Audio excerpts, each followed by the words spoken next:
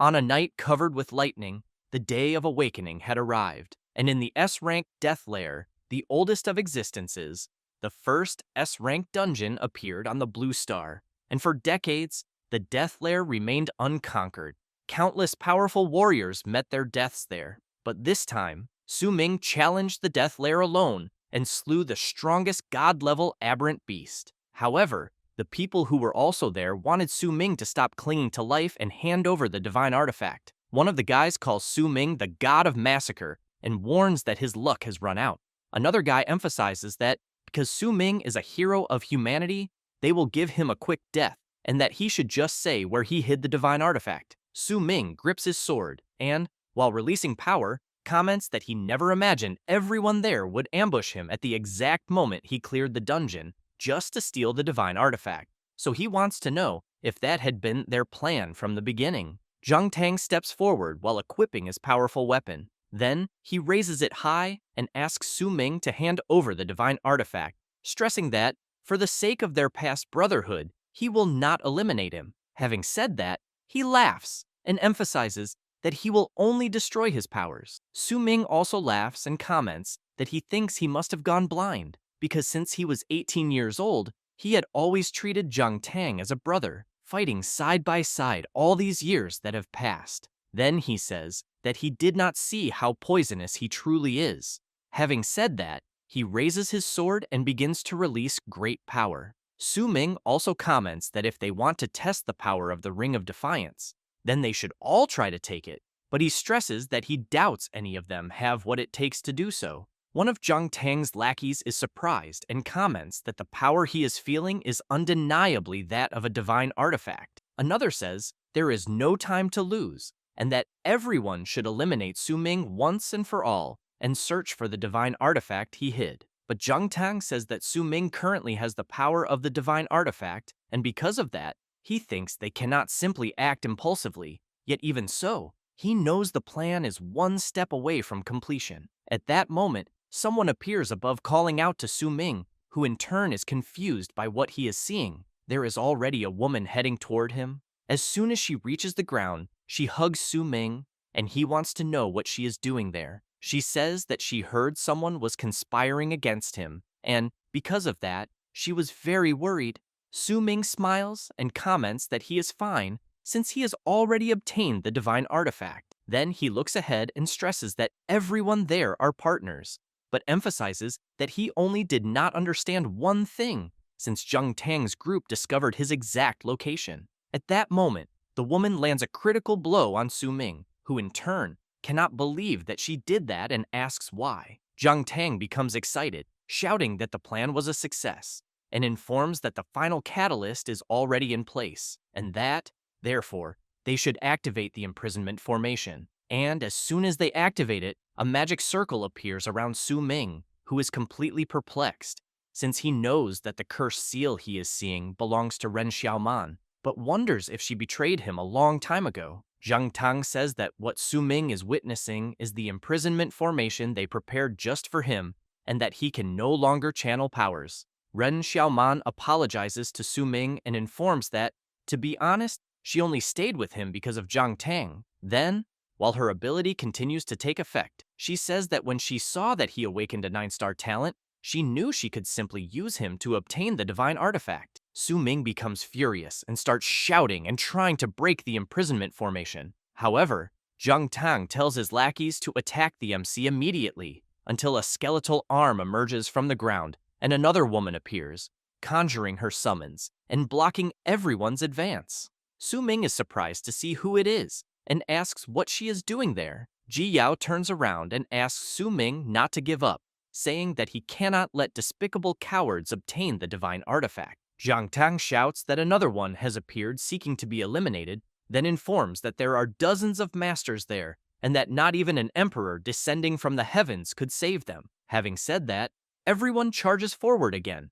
Zhang Tang advances with full force, saying that those who dare block his path will be eliminated. Su Ming shouts, asking Ji Yao to take care of her flank. However, as soon as she realizes something, she is attacked by Zhang Tang, who tells her not to take it personally. The MC cannot believe that his friend was attacked. Zhang Tang goes to Su Ming and emphasizes that this is not the time for him to waste time worrying about others. Then, he points his celestial weapon at his face and makes it clear that he will also be eliminated. While Su-ming tries at all costs to break free from the imprisonment formation, Jiang Tang once again asks him to hand over the divine artifact and explains that he might consider sparing him. Su-ming becomes extremely furious, and, after managing to break some parts of the chains of the imprisonment formation, calls everyone bastards and activates his divine explosion technique. Jiang Tang jumps back to avoid being hit by the explosion, and one of the lackeys comments that the power they just witnessed is a divine-level technique. Su-ming, while his entire body is badly injured,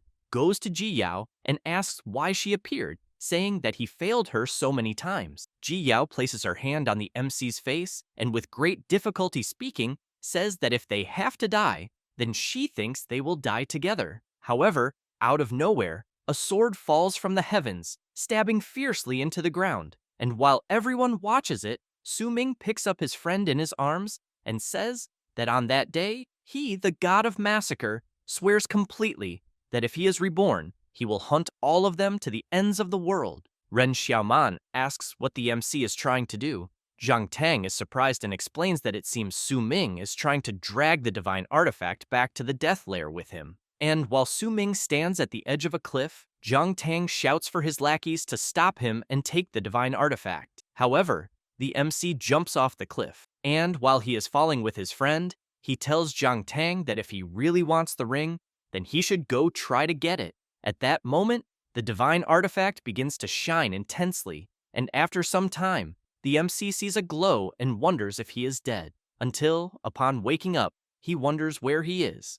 Amid many people, a guy is laughing and announcing that at the 127th awakening ceremony of the first Xuanzong Academy, the student Wang Qiang successfully changed professions, being a life-type enchanter profession with an innate 3-star attribute. The people around comment that most of the awakened at the ceremony are not combat professions. Su-ming is intrigued to learn that he is at the awakening ceremony. Then he thinks that he is feeling a familiar sensation. Next, as he looks around more carefully, he wonders if he has gone back in time to when he was 18 years old on the day of the awakening ceremony, for he clearly remembers that the student who just awakened, the chubby Wang Qiang, in his past life was also an enchanter. And he remembers well that the next to awaken should be Li Songyang, who successfully awakened the combat profession of warrior with an innate 2-star attribute, while Qian Yu failed to awaken, and Song Li successfully awakened the profession of combat mage. Thus, the person responsible for presenting the ceremony announces that the next one, the student Li Songyang, had a successful awakening and that the profession is warrior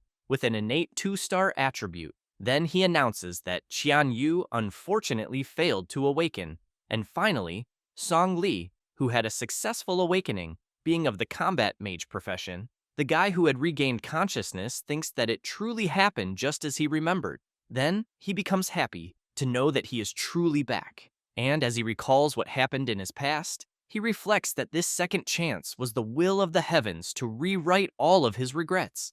Until the students become astonished by what they are seeing. Jiang Tang is awakening a hidden combat profession, and after successfully completing the awakening, he becomes the Magic Hammer Warrior, possessing an innate attribute level of 8 stars.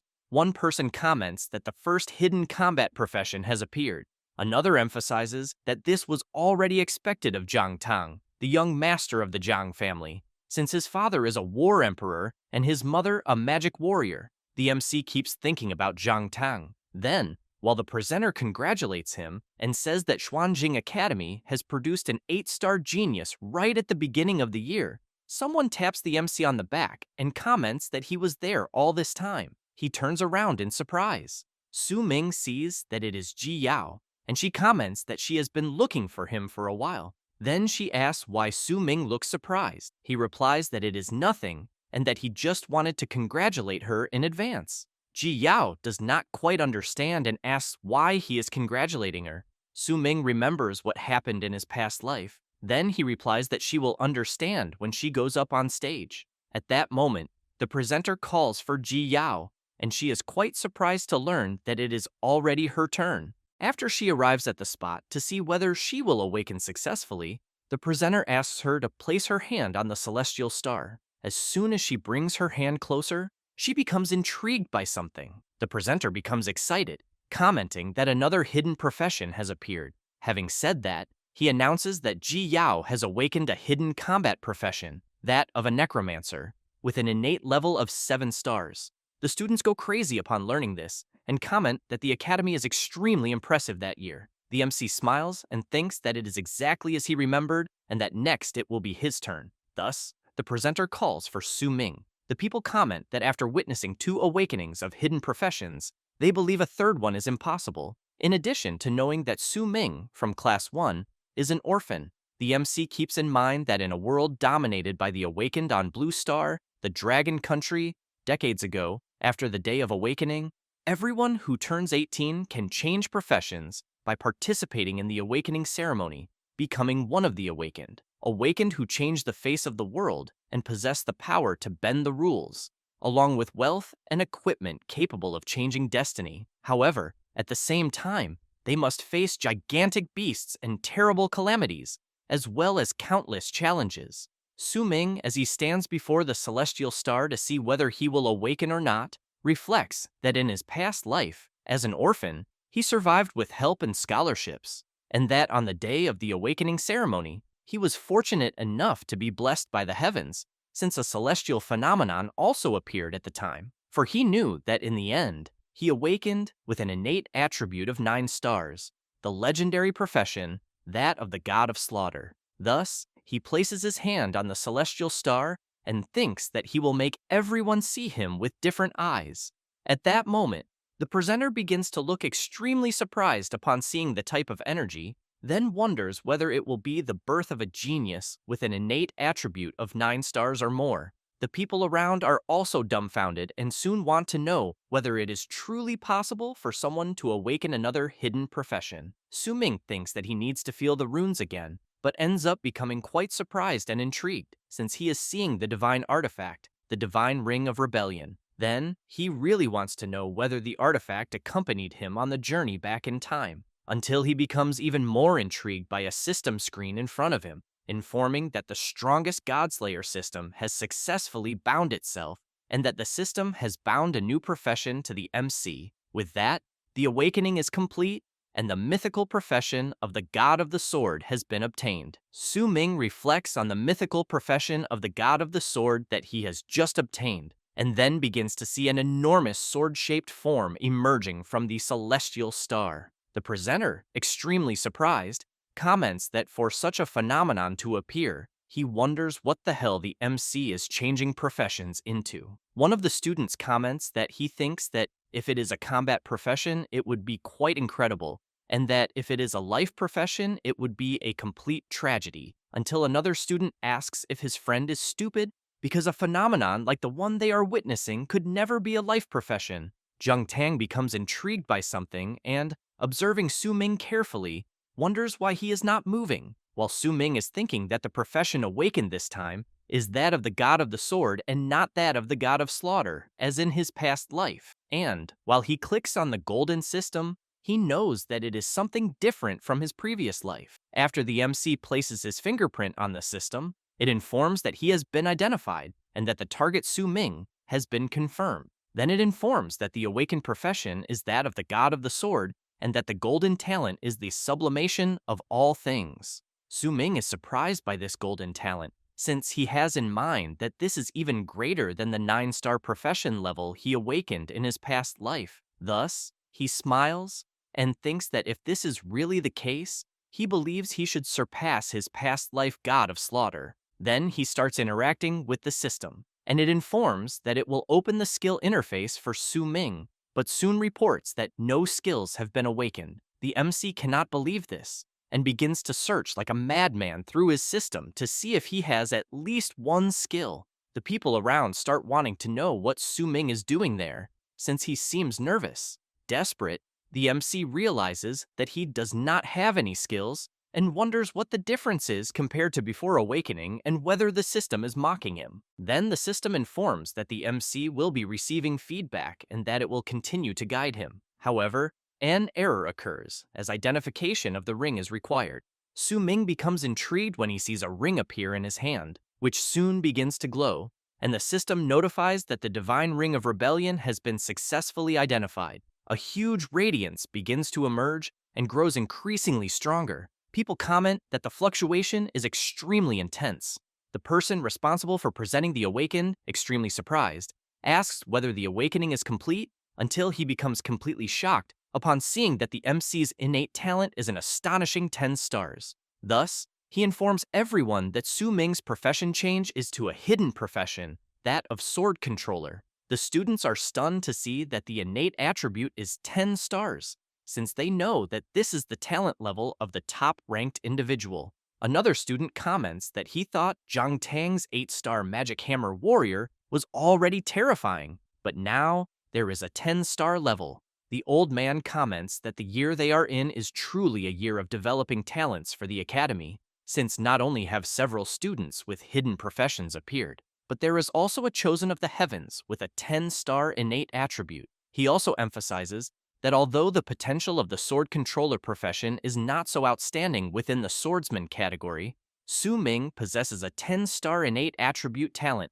and he believes that he will definitely have limitless potential in the future. Then the director says that he has decided to reward the student Su Ming with a set of cultivation assistance items.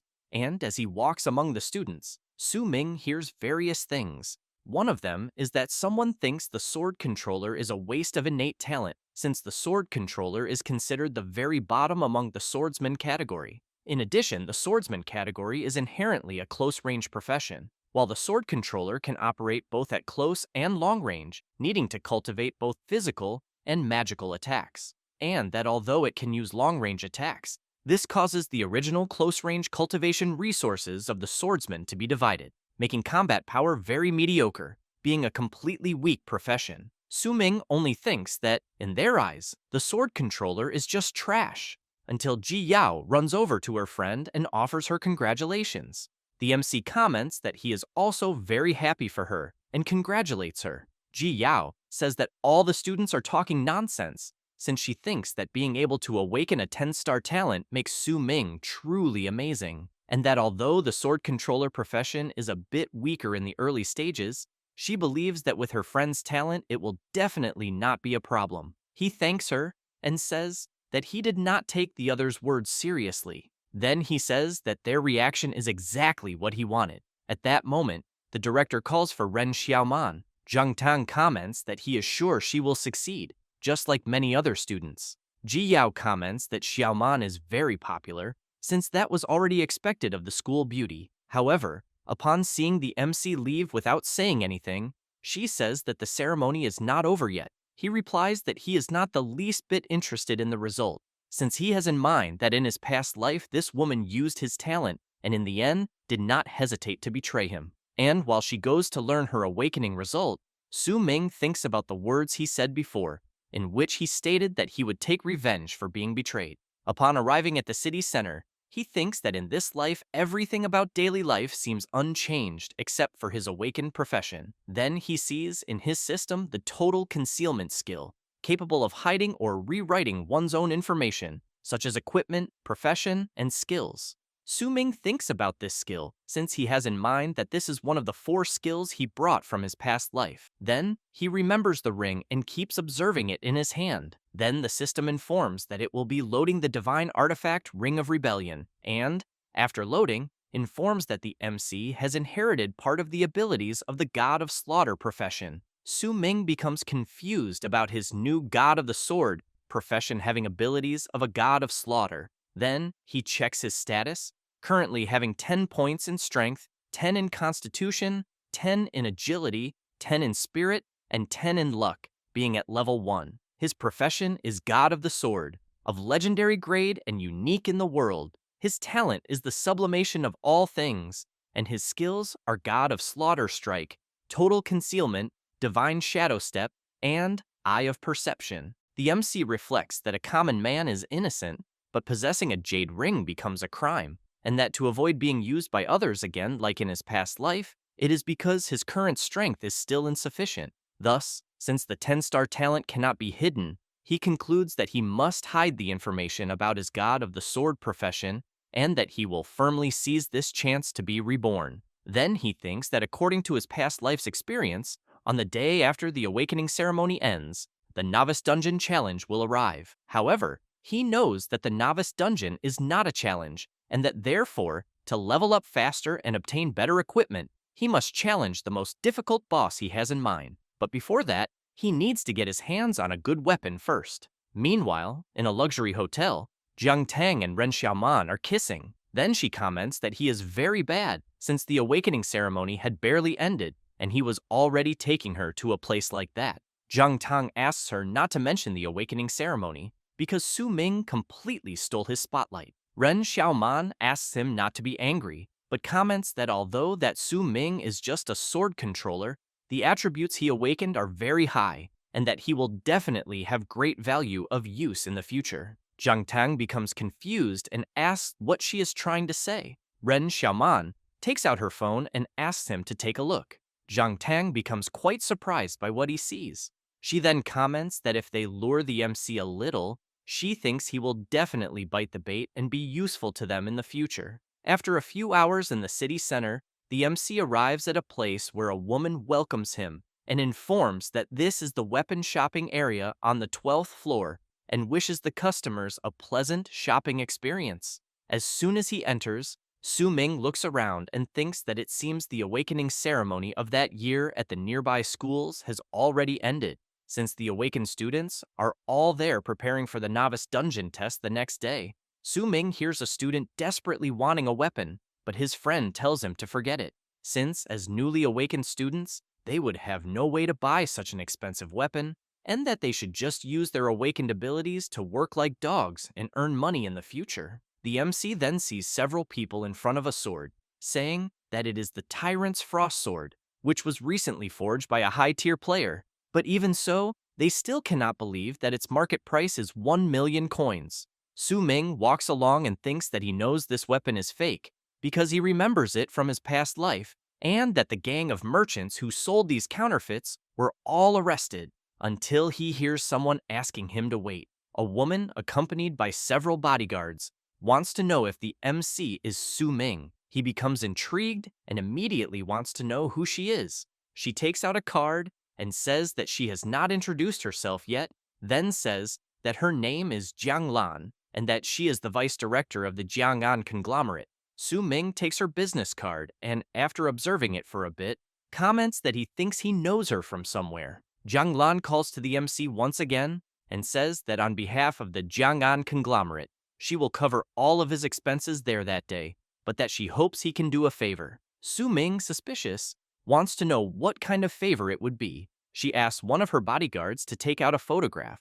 and he shows the phone to the MC to take a look. Jiang Lan says that the girl Su Ming is seeing is her younger sister, Jiang Yuncheng, and that she studies at the same school as him. Then she says that her sister also awakened successfully earlier, and that she has thoroughly investigated the news about the MC awakening a 10-star talent, because she thinks that with his talent, the novice dungeon the next day should not be very difficult for him. Thus, Jiang Lan emphasizes that she is sure Su Ming is also aware that only those who have recently changed professions can enter the novice dungeon, so she hopes that he can join her younger sister and protect her while she completes the challenge in the novice dungeon. He thinks about it, but soon replies that he refuses, that he is not interested, and walks away. Jiang Lan cannot believe it, and emphasizes that as long as he agrees, he can choose any weapon in that shop, because she thinks that as a poor student who has just awakened, he should not refuse such an offer.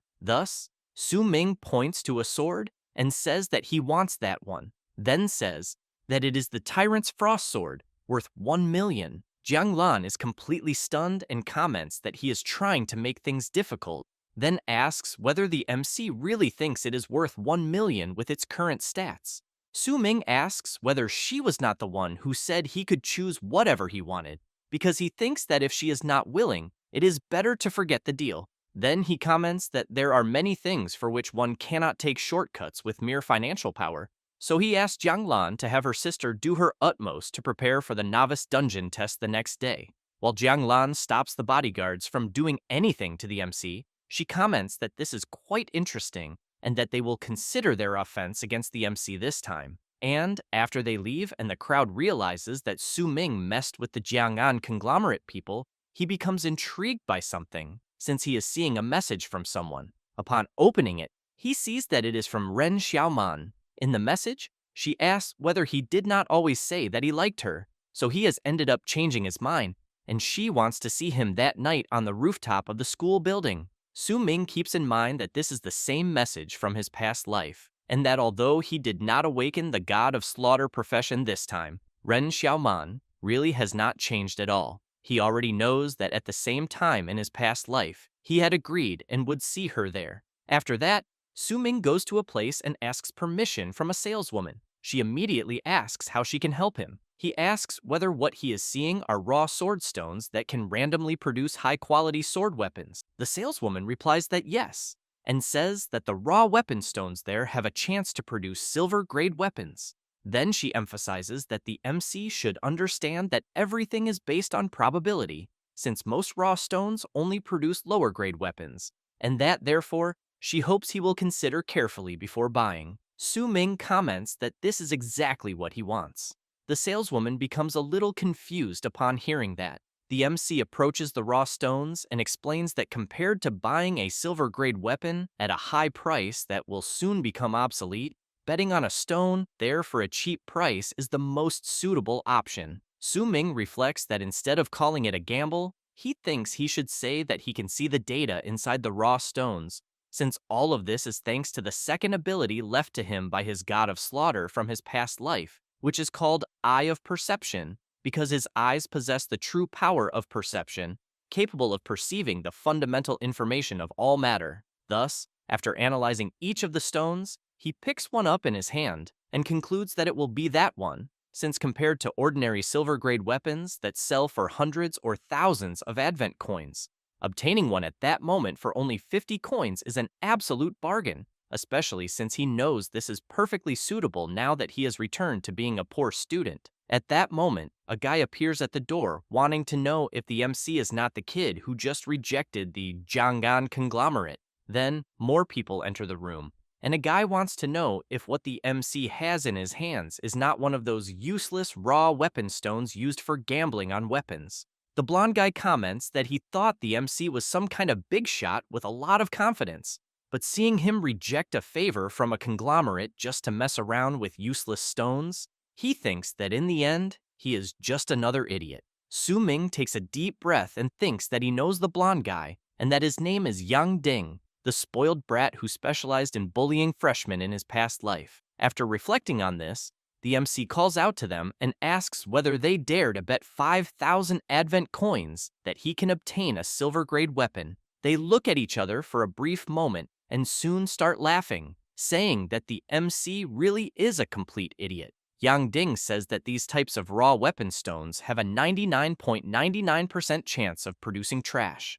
and that he has never seen someone who likes giving away money so much. Su Ming comments that they will see who is giving money to whom. People passing by hear them making the bet, and it does not take long for many people to gather there to watch the MC open the raw stones. Yang Ding makes it clear that he will see whether a poor bastard like the MC can really come up with 5,000 coins. Su Ming activates his Eye of Perception and visualizes the sword inside the stone, then shouts for it to come out. Yang Ding and his friend are dumbfounded by what they are seeing, and as soon as the MC grabs the sword, the other people also become very surprised. The system informs that the acquired weapon is the Black Iron Crimson Edge sword, of silver level and low grade, but its special affix is Blood Drinker, since after the sword injures a monster, it can absorb the drained blood to heal the wielder's wounds. Su Ming holds it firmly and comments that the sword is very good. Then he thinks that it is perfect for the meeting that night. Yang Ding, still very surprised, comments that the MC was really lucky, and the MC in turn comments again that the sword is not bad, since it even has a lifesteal effect that will save him the trouble of needing a healer. Having said that, he points the tip of the sword at the blonde guy and emphasizes that a bet is a bet, and that therefore he will take Yang Ding's 5,000 advent coins. After Yang Ding transfers the amount he lost in the bet, he comments to the MC that he will remember him very well. Su Ming comments that next time he should not make bets with people so easily. The saleswoman watches the stats and comments that it has been years since someone there managed to obtain a weapon from a raw stone. The MC calls her and says that he also needs a matching scabbard, and that, if he is not mistaken, it should cost 5,000 coins. She replies yes, and asks the MC to follow her. Thus, Su-ming buys a silver-grade scabbard, whose effect is to reduce weapon durability consumption by 50%. After placing the sword inside the scabbard, the MC thinks that now, with the scabbard, he can greatly reduce the weapon's durability consumption, since he does not have sufficient funds to replace his sword at the moment. At that moment, the system asks whether the MC wants to open the hidden weapon materialization function. He replies that not yet and thinks that he will take the sword and raise it by one more grade. After a few hours, while walking through the park, Su-ming thinks that in this life, although he awakened as a god of the sword, he does not have a single usable class skill, but that in the class talent tree there is a very powerful original talent, sublimation of all things, since it can improve the quality of any loot, such as combat skills, equipment, scrolls, and others, and that any item can only be sublimated or indirectly sublimated once. Thus he knows that just by having this talent alone, it is truly worthy of the golden grade class that the god of the sword represents. And, after using sublimation of all things, the system informs that the weapon's sublimation was successful and it gained the bloodlust effect. Now the weapon's name is Zhuan Steel, bloodthirsty sword, of high-quality silver grade. The blood drinker effect causes that after the sword strikes a target, it can absorb the target's blood through attacks or contact to heal the wielder's wounds. The bloodlust effect causes that after killing a monster with the sword, all of the wielder's stats are temporarily increased by 5 points for 30 seconds. Su-ming thinks that after eliminating an enemy, he will be able to gain a temporary buff that increases all of his stats. So he decides to open the hidden weapon materialization function and concludes that now, the novice dungeon the next day will be much easier. After that, a few hours pass and night arrives. Su-ming goes to the place he had arranged to meet Ren Xiaoman and equips his sword. She soon notices his presence and, upon turning around, comments that he finally arrived, but points out that he is a bit late. However, she ends up becoming confused by what she is seeing, since Su-ming is attacking her. Ren Xiaoman screams loudly, and seeing that Su-ming merely struck the sword into the ground, really wants to know what he is doing. The MC takes a deep breath and then says that he is there for revenge, saying this while thinking about what happened in his past life. Ren Xiaoman asks what he is talking about and comments that she accepted his confession. Then she shows some messages they exchanged and comments that it was because of that she took the initiative to ask him out, and that it was he who wanted to date her. Su-ming remains silent for a moment and then says that this was in his past life. Then he thinks that she, who was recognized as the school beauty, had always been a prominent figure there, and that, as an orphan who never received attention from others while growing up, he never thought he would have the chance to interact with her, and that he also certainly never thought that on the second day after the awakening ceremony, she would take the initiative to show concern. And from that day on, he received her concern, which was the attention he had longed for his entire life. Su-ming also begins to recall the confession, the dating, the intimacy, and the interactions, and concludes that those days were the times he cherished the most. Thus, he shouts that it was all fake. Then he says that he knows everything about her dirty dealings with Zhang Tang and that she was only trying to use his talent and abilities. Ren Xiaoman is surprised, but asks the MC not to dare speak nonsense. Su-ming comments that she knows very well whether he is talking nonsense or not, and that the beautiful and graceful Ren Xiaoman everyone sees is a lie, and that in reality, she is just a vain, despicable, shameless bitch. Ren Xiaoman becomes furious and shouts, wanting to know what he knows. Then she calls him an orphan and makes it clear that if his talent were not worth something, he would not even have the chance to speak to anyone, and that she will not let him get away after daring to call her a bitch. Su-ming tells her to go ahead, but says that he fears she should be more concerned about how her story with Zhang Tang will affect the pure and innocent image she has. Ren Xiaoman becomes even more furious, grabs the MC's sword, and as she lunges at him, Su-ming comments that things are happening exactly as in his past life. She becomes confused when she sees a red glow around the sword. Su-ming comments that apparently she really likes sneak attacks, since he was already expecting this. Thus, he activates the sword's blood drinker ability, since after the sword locks onto a target, it can absorb the target's blood through attacks or contact to heal the wielder's wounds. As the sword's power rushes toward her, the MC says that the trap was set for her from the very beginning when he made her the target.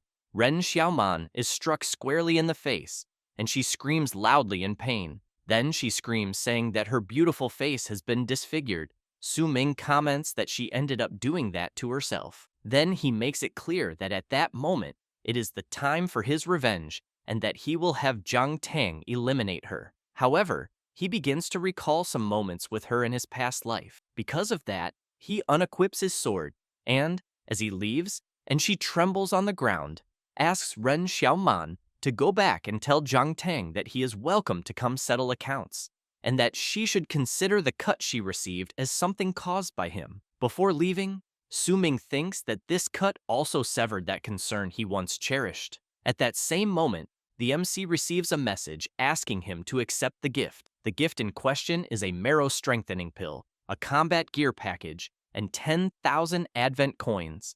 The gift was sent by Director Wang, who also left a message saying that the gift is a newbie package exclusively for the MC, since he possesses a 10-star talent, and that he hopes he can make good use of the gift and achieve excellent results in the novice dungeon. After that, on the next day at 6 in the morning, Su-ming is observing the marrow strengthening pill that the director gave him and thinks that the old man is quite generous. And as soon as he consumes it, he thinks that perhaps the old man feels pity that he awakened a 10-star talent only to take the sword controller class and wants to help compensate for that. The system informs that the Constitution attribute has gained an increase of 10 points and an additional 100 experience points.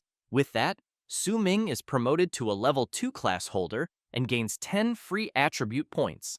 Then the system congratulates the MC for reaching level 2. Su-ming is now at level 2 with some attributes increased. And because of that, the passive talent origin sword body is activated, where the heart is the source, a natural sword intent, and Su-ming can learn all sword type skills, ignoring all restrictions. Thus, the MC thinks that this was already expected from his 10-star golden talent, since he can learn a new talent as early as level 2. Then he becomes confident and reflects that he can hardly wait to show everyone what he has in the novice dungeon later. After that, in the novice dungeon area of the first Xuanzong Academy, some students begin to arrive, and the MC does not like this very much, since they are calling him to form a team. Su-ming wonders whether this bunch of people were not belittling his class the day before, then apologizes to everyone and says that he already has his team. Ji Yao hears this and immediately becomes anxious,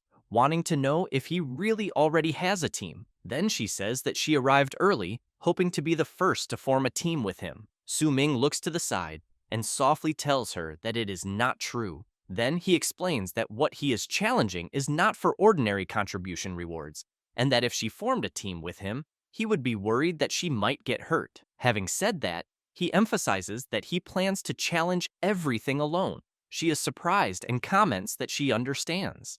At that moment, a guy approaches asking for permission and wanting to know if the MC is the student Su-ming. Then he introduces himself, saying that his name is Yan Zi from Class 4, and that his awakened talent is the 9-star Demon Hunting Ranger, and that he was wondering if the MC would be willing to join his team. While Su-ming thinks that he remembers this guy from his past life, Ji Yao answers no to Yan Zi. Then she says that Su-ming has already formed a team with her and that he should not bother them anymore. Yan Zi comments that he did not know that and soon apologizes for bothering them. The MC realizes that Ji Yao is quite reliable and then thinks that the dungeon is about to open. At that moment, the director asks for the students' attention and announces that the 127th Novice Dungeon Challenge has officially begun. However, a bit awkwardly, he offers his most sincere apologies and says that he overslept and could not go to the site to cheer for them,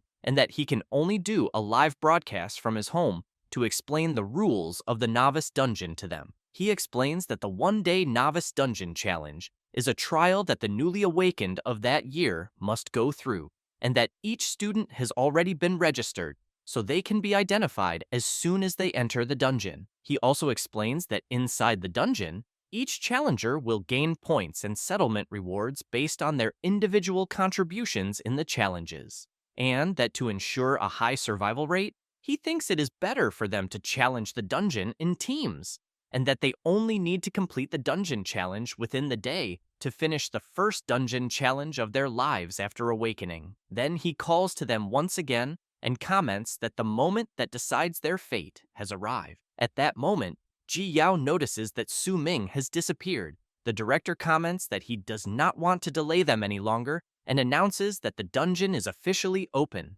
As soon as the director finishes saying this, something happens at the entrance, and the students begin wondering if someone has already entered.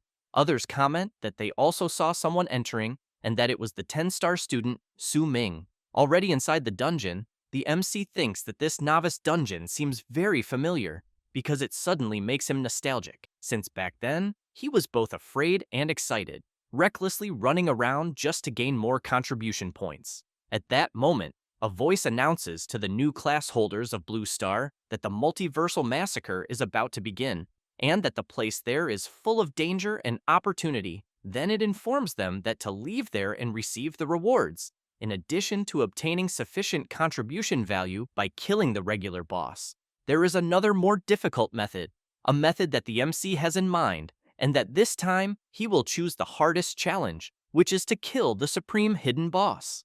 After that, in some part of the F-level Raging Tide Forest, Su Ming passes through the portal and, upon looking around, reflects that the novice dungeon map is random every year, and that the place is a completely different map from when he was in the same dungeon in his past life. In addition, all dungeon portal spawn points are random, so he knows that route planning is different for each challenger, and that the monsters he may encounter in the dungeon are also different. After thinking about this, and walking a bit through the area, Su Ming soon sees a monster, and thinks that it is an elite level one, but that although it is immobile like a tree, if its vines lock onto a target, the person will be dragged into the burning hollow on the monster's head and roasted. Thus, he remembers that his goal is to challenge the hidden boss, and therefore, he should try to avoid these troublesome monsters. And while he locks his reference point on the map, he thinks that since the reason he rushed to be the first in the dungeon was to recognize the route in advance and find what he needs to challenge the hidden boss, although he knows the map changes, the way to fight the boss does not change, and that if more people enter later, it will be much harder to gather the items. After thinking about this, he dashes at full speed from tree to tree toward his objective. As soon as it reaches 7:30 in the morning, a girl passes through the portal, and one of her team members comments that it does not seem like there are other challengers nearby, until they are surprised to hear a very loud sound. Soon they see someone running amid the dust. That person is desperate, screaming for help, and they become even more frightened since the guy is being chased by a giant frenzied blood rat, and the others shout for everyone to split up and run immediately. Outside the dungeon, the system reports the dungeon status in real time, and that at 7:31 in the morning, 3 challengers were gnawed to death by a frenzied blood rat, and that the strongest among them was a 6-star talent awakened, Li Dabiao. Ji Yao, very surprised, comments that she has not even formed a team yet, and challengers are already being eliminated inside the dungeon. Meanwhile, inside the dungeon, the girl from before is running desperately, and soon realizes that she ended up separating from her friends. Then she opens the map to see where she is, because she thinks she is completely lost, until she becomes very frightened upon hearing a very loud noise. And as soon as she turns to see what it is, she sees a shadow atop a tree of a very large creature, which, as it gets closer, she discovers is a monkey monster, which in turn lunges at the girl. She becomes desperate and screams for help. At that moment, a sword is raised and flies out, completely retaliating against the monkey monster, and Su Ming appears. Moments earlier, one of the competitors was quite frightened as he was about to be attacked by an elite-level grizzly bear, but he managed to run away screaming and wondering why he had run into an elite monster right at the beginning. However, his friend was not so lucky and was hit head-on. The bear continued eliminating competitors, and soon some swamp hunters appeared on the battlefield, followed by tracking dogs. One of the competitors shouted that he would make a channel call and reported that the transport point at the 9 o'clock position on the map was surrounded by monsters and requested immediate support. And while emphasizing that the 6 o'clock position also needed help, he failed to notice a draconized lizard approaching from behind. The members, while fighting various monsters, reported that the 11 o'clock position was also compromised and that the monsters kept arriving without stopping. A girl, upon approaching a tree, saw one of her group friends defeated and immediately informed Central Command that her team of 5 urgently needed help. Afterward, she watched her friends all defeated on the ground and fell to her knees, and as her entire body trembled, she commented that she thought that if they had not been told to hide, things would be different, but at the same time, she knew that the dungeon had only started half an hour ago and the difficulty of the novice dungeon was already far too high. She then began to question whether newly awakened students could really challenge it and come out alive, until she became quite surprised, as she had just seen a student completely eliminate a huge creature so easily. As soon as Su Ming approached her, she commented that he seemed so strong. Then she remarked that he eliminated the monster in an instant and thanked him for saving her, but soon realized that the student in question was Su Ming of 10 stars. He looked back and said that he was just passing by and emphasized that he would not be able to save her a second time, since he believed that the monster that had just attacked was not yet completely eliminated. She became very frightened, wondering what he meant. However, she ran off desperately, shouting that she would go after reinforcements for him and hoping that he could hold on. Su Ming activated his Eye of Perception and saw that the monster was a level 3 mutant monkey king and that the creature's ability was Slap. Thus, he concluded that it was no wonder the creature could survive continuous attacks from his silver-grade weapon in the rank F dungeon there. The Monkey King, as soon as it recovered from the attacks, charged at the MC, who was forced to retreat and thought that the creature's speed was not bad at all, but considered it would be a great opportunity for a contest, and recalled the abilities he had inherited from his past life. He activated the third inherited ability, Divine Shadow Step, an acceleration movement technique that increases speed by 50%, and at the moment it was activated, the MC became immune to all physical, magical, and spiritual attacks, and could not be targeted, but it consumed a large amount of stamina while active. After having his speed increased, Su Ming charged at high speed toward the Monkey King, which in turn tried to counterattack the MC, but he managed to jump at the last instant and soon appeared behind the enormous creature. The Monkey King immediately turned to try to land another blow, but Su Ming managed to dodge again. Now facing the creature, he commented that, apparently, there was no need for a contest. Having said that, he charged at the Monkey King, which could only watch the MC approaching at high speed. With little it could do, the creature was easily defeated, and Su Ming commented that he was already tired of playing around. Next, the MC saw in the system that he had successfully defeated the Mutant Monkey King and had obtained loot, which was a low-grade linear/skill scroll. Su Ming pondered the acquired skill and reflected that, even though it was only low-grade, it was not bad for a novice dungeon. He becomes surprised when he receives a first blood notification.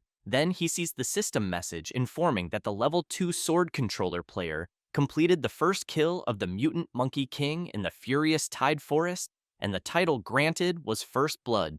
At the same time, all competitors receive the dungeon achievement notification and are quite surprised, wondering if a player really eliminated a monster successfully and on top of that a mutant. The system also notifies that the dungeon title reward grants all players in the dungeon a small healing potion. A girl, while hiding from a monster, takes the potion she received and thinks she is safe, since she truly needed to replenish her health. Back where the MC is, he begins to hear various people throughout the forest wanting to know if the sword controller really earned a title and whether this so-called sword controller is the student Su Ming. Some people respond that it is Su Ming, that 10-star sword controller, but other competitors emphasize that it cannot be him, since there are several sword controllers that year when including neighboring cities.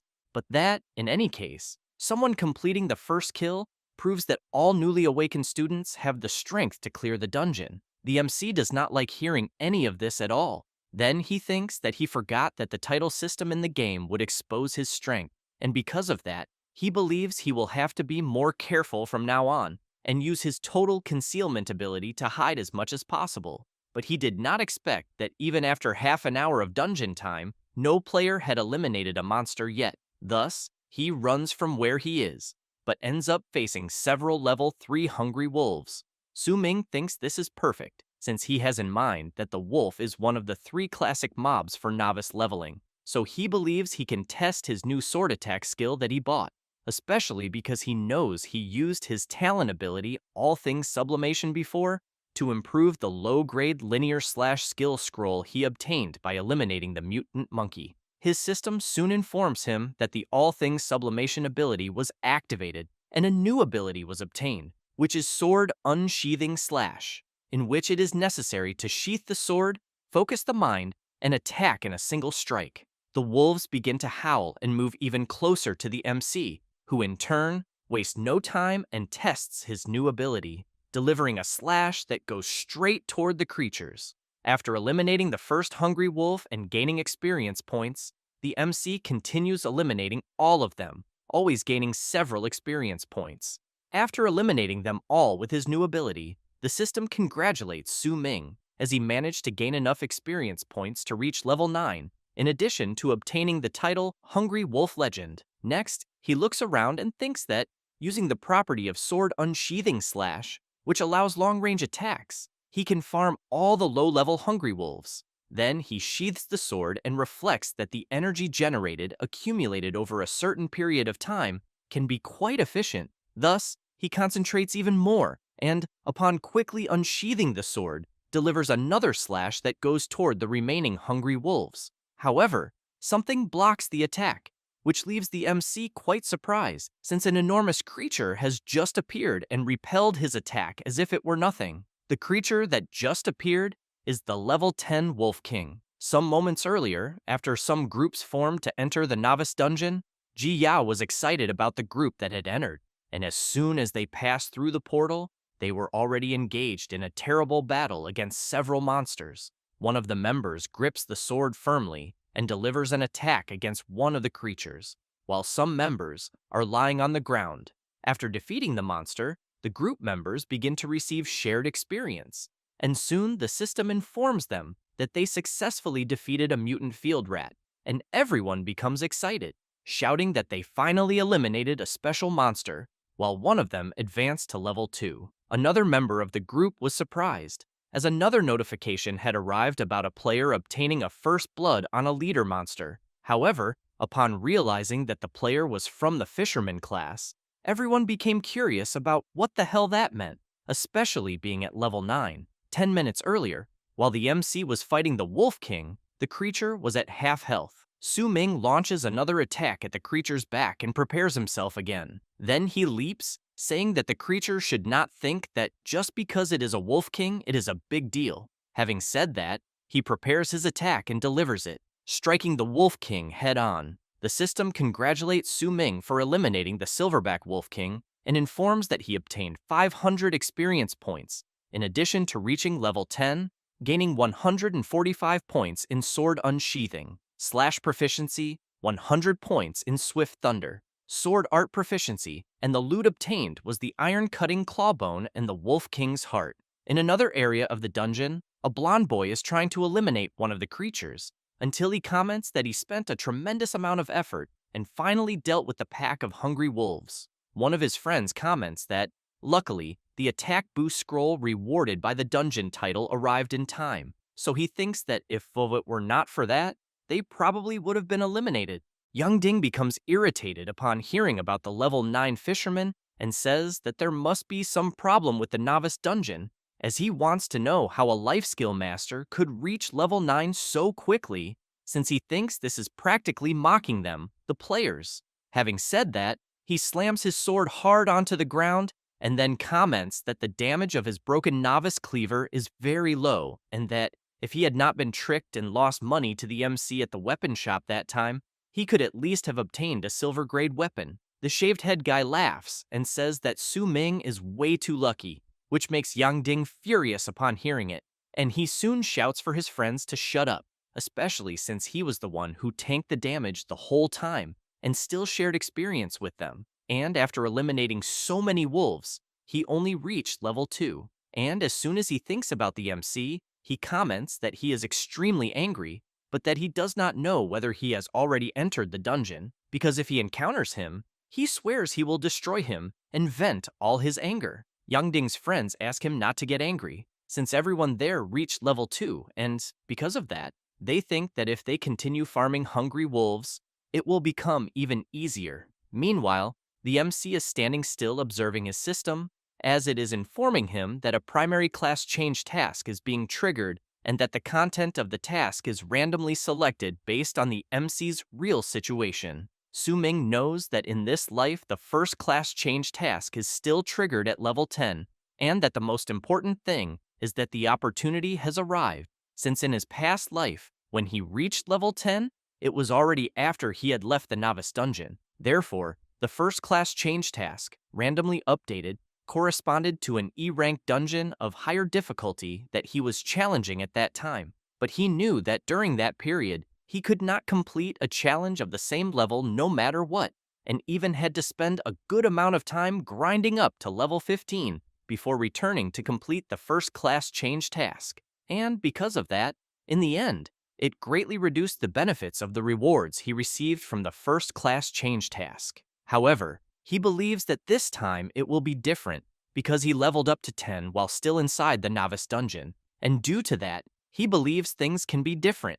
At that moment, the system congratulates the MC for triggering the first class change task, which is to eliminate the Guardian of the Red Rock Cave, a powerful elite monster. The Red Rock Cave is located within the Furious Tide Forest. Su Ming, upon seeing that the task is indeed within the novice dungeon, thinks that this makes everything much easier, since he knows that next he only needs to add all the points gained upon leveling up into agility, and thus concludes that this first class change task is already in the bag. As soon as he applies the agility points, the system congratulates him once again, but now for breaking the barrier of 100 points in the agility attribute. So he obtained the skill Sword Martial Master, which is a passive skill in which the MC can equip sword-type weapons of any level, ignoring all requirements. Meanwhile, in Xuanjing City, at the First Academy, and in the meeting room, the person in charge of IT is informing the director that the ranking list of novice dungeon data for those with strong talents in neighboring cities has been released. The director comments that, apparently, some are missing from the statistics, so he wants to know where Su Ming is, the one in whom he had great hopes. The director is informed that no one is missing, and that everything he is seeing is the data returned from the dungeon. Next, the person informing the director emphasizes that at 8 o'clock, the first blood title data from the dungeon showed that it was a sword controller, so he assumes it must be the student Su Ming, whom the director cares about. The director, in turn, begins to wonder whether it was really just the first blood title. Then he comments that, although the MC's class is sword controller, he was born with full 10-star attributes. And in addition, he was given a novice gift pack, and therefore, even if he lacks skills, he thinks he should be able to eliminate some monsters using brute force alone, so he wants to know how he cannot even be in the top 500. At that moment, someone forcefully opens the door of the meeting room, wanting to know what the situation is. It is the vice mayor of Xuanjing City, An Ranling, who comments that the director had said the school produced a very good seed that year, and therefore wants to know if it is the 10-star awakened named Su Ming, since her secretary already showed the novice dungeon data, and the student, Su Ming, whom the director recommended, is not even on the list. The old man asks the vice mayor not to get agitated and emphasizes that, although Su Ming has 10-star talent, his class is sword controller, so he thinks his combat power at the beginning of the game will be somewhat weaker. Ranling begins to shout that even if the MC is a sword controller, she thinks it is impossible for him not to even make it into the top 500, so she asks the director to stop trying to explain himself, because she thinks he simply lied about the student's strength to obtain more qualification tokens for the Celestial Tower Council that year. The director becomes terrified and tries to explain that he really did not lie, but the vice mayor continues saying that Based on the current data she has, the director's school only has Yan Zi with 9-star talent, hidden class demon hunting ranger, currently in second place on the leaderboard, so she thinks he is the best candidate to compete with the genius from the neighboring city that year. Ranling also comments that there is another one she knows, Zhang Tang, the legitimate son of the Zhang family, who has the hidden class magic hammer warrior, 8 in 8 stars and currently ranked 4th, with great potential. Therefore, she makes it clear that at the moment, she can only give 2 qualification tokens to the director for the Celestial Tower Council. Wang asks whether all schools should not receive 3 tokens as in previous years. Ranling leaves, saying that no one told the Director's Academy to finish last in recent years, then emphasizes that if they finish last again, next year, they will not even have slots to enter the Celestial Tower Council. The old man asks what if the students achieve good results later.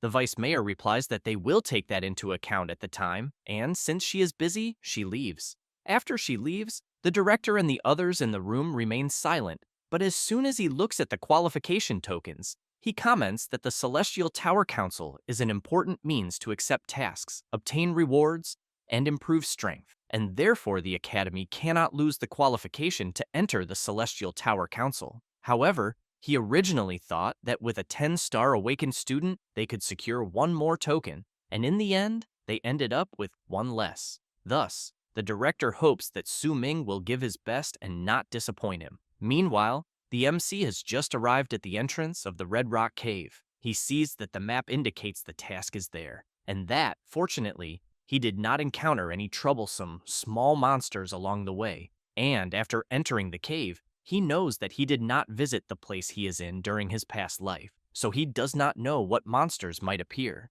until he hears a loud noise. A gold-digging goblin appears and stares at the MC, who in turn wastes no time and promptly eliminates the creature with a single blow. Su Ming knows that he cannot let the creature alert the entire cave, but the system informs that the MC has triggered the Goblin Cave alert. He is completely confused, since he only eliminated the creature without making any noise at all. Quickly, several creatures begin to move, and Su Ming realizes that the first-class change task is not as simple as he imagined.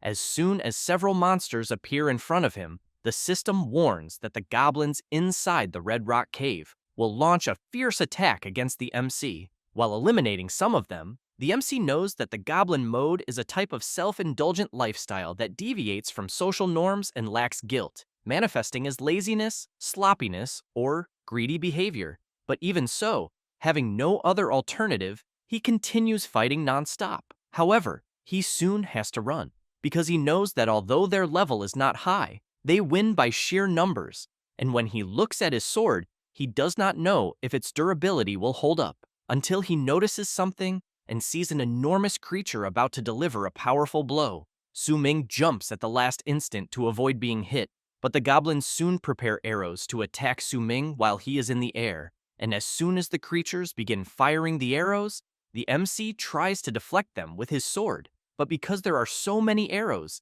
he ends up being hit by some of them. When Su Ming returns to the ground, he quickly retreats and thinks that the goblins are quite clever, since they even know that it is difficult for someone to make evasive adjustments while in the air. The creatures notice the MC distracted and charge at him with full force. Su Ming tries to block the attacks, but becomes worried and thinks that his mana, at the beginning of the game, is not sufficient to sustain using Divine Shadow Step for very long, and to make matters worse, he sees another group of elite goblins approaching. He then concludes that, since it is the early game, he is completely lacking in skills, and therefore thinks that it is indeed a bit difficult to eliminate them head-on. With that in mind, he leaps into the air and decides that for now, he just needs to be a bit more flexible and dodge attacks out of caution. Thus, he runs at high speed, and after creating distance and seeing that the goblins are still coming after him, while channeling his power, he smiles and asks the creatures to come at him with everything they have. The goblins become frightened as soon as they see a strong glow.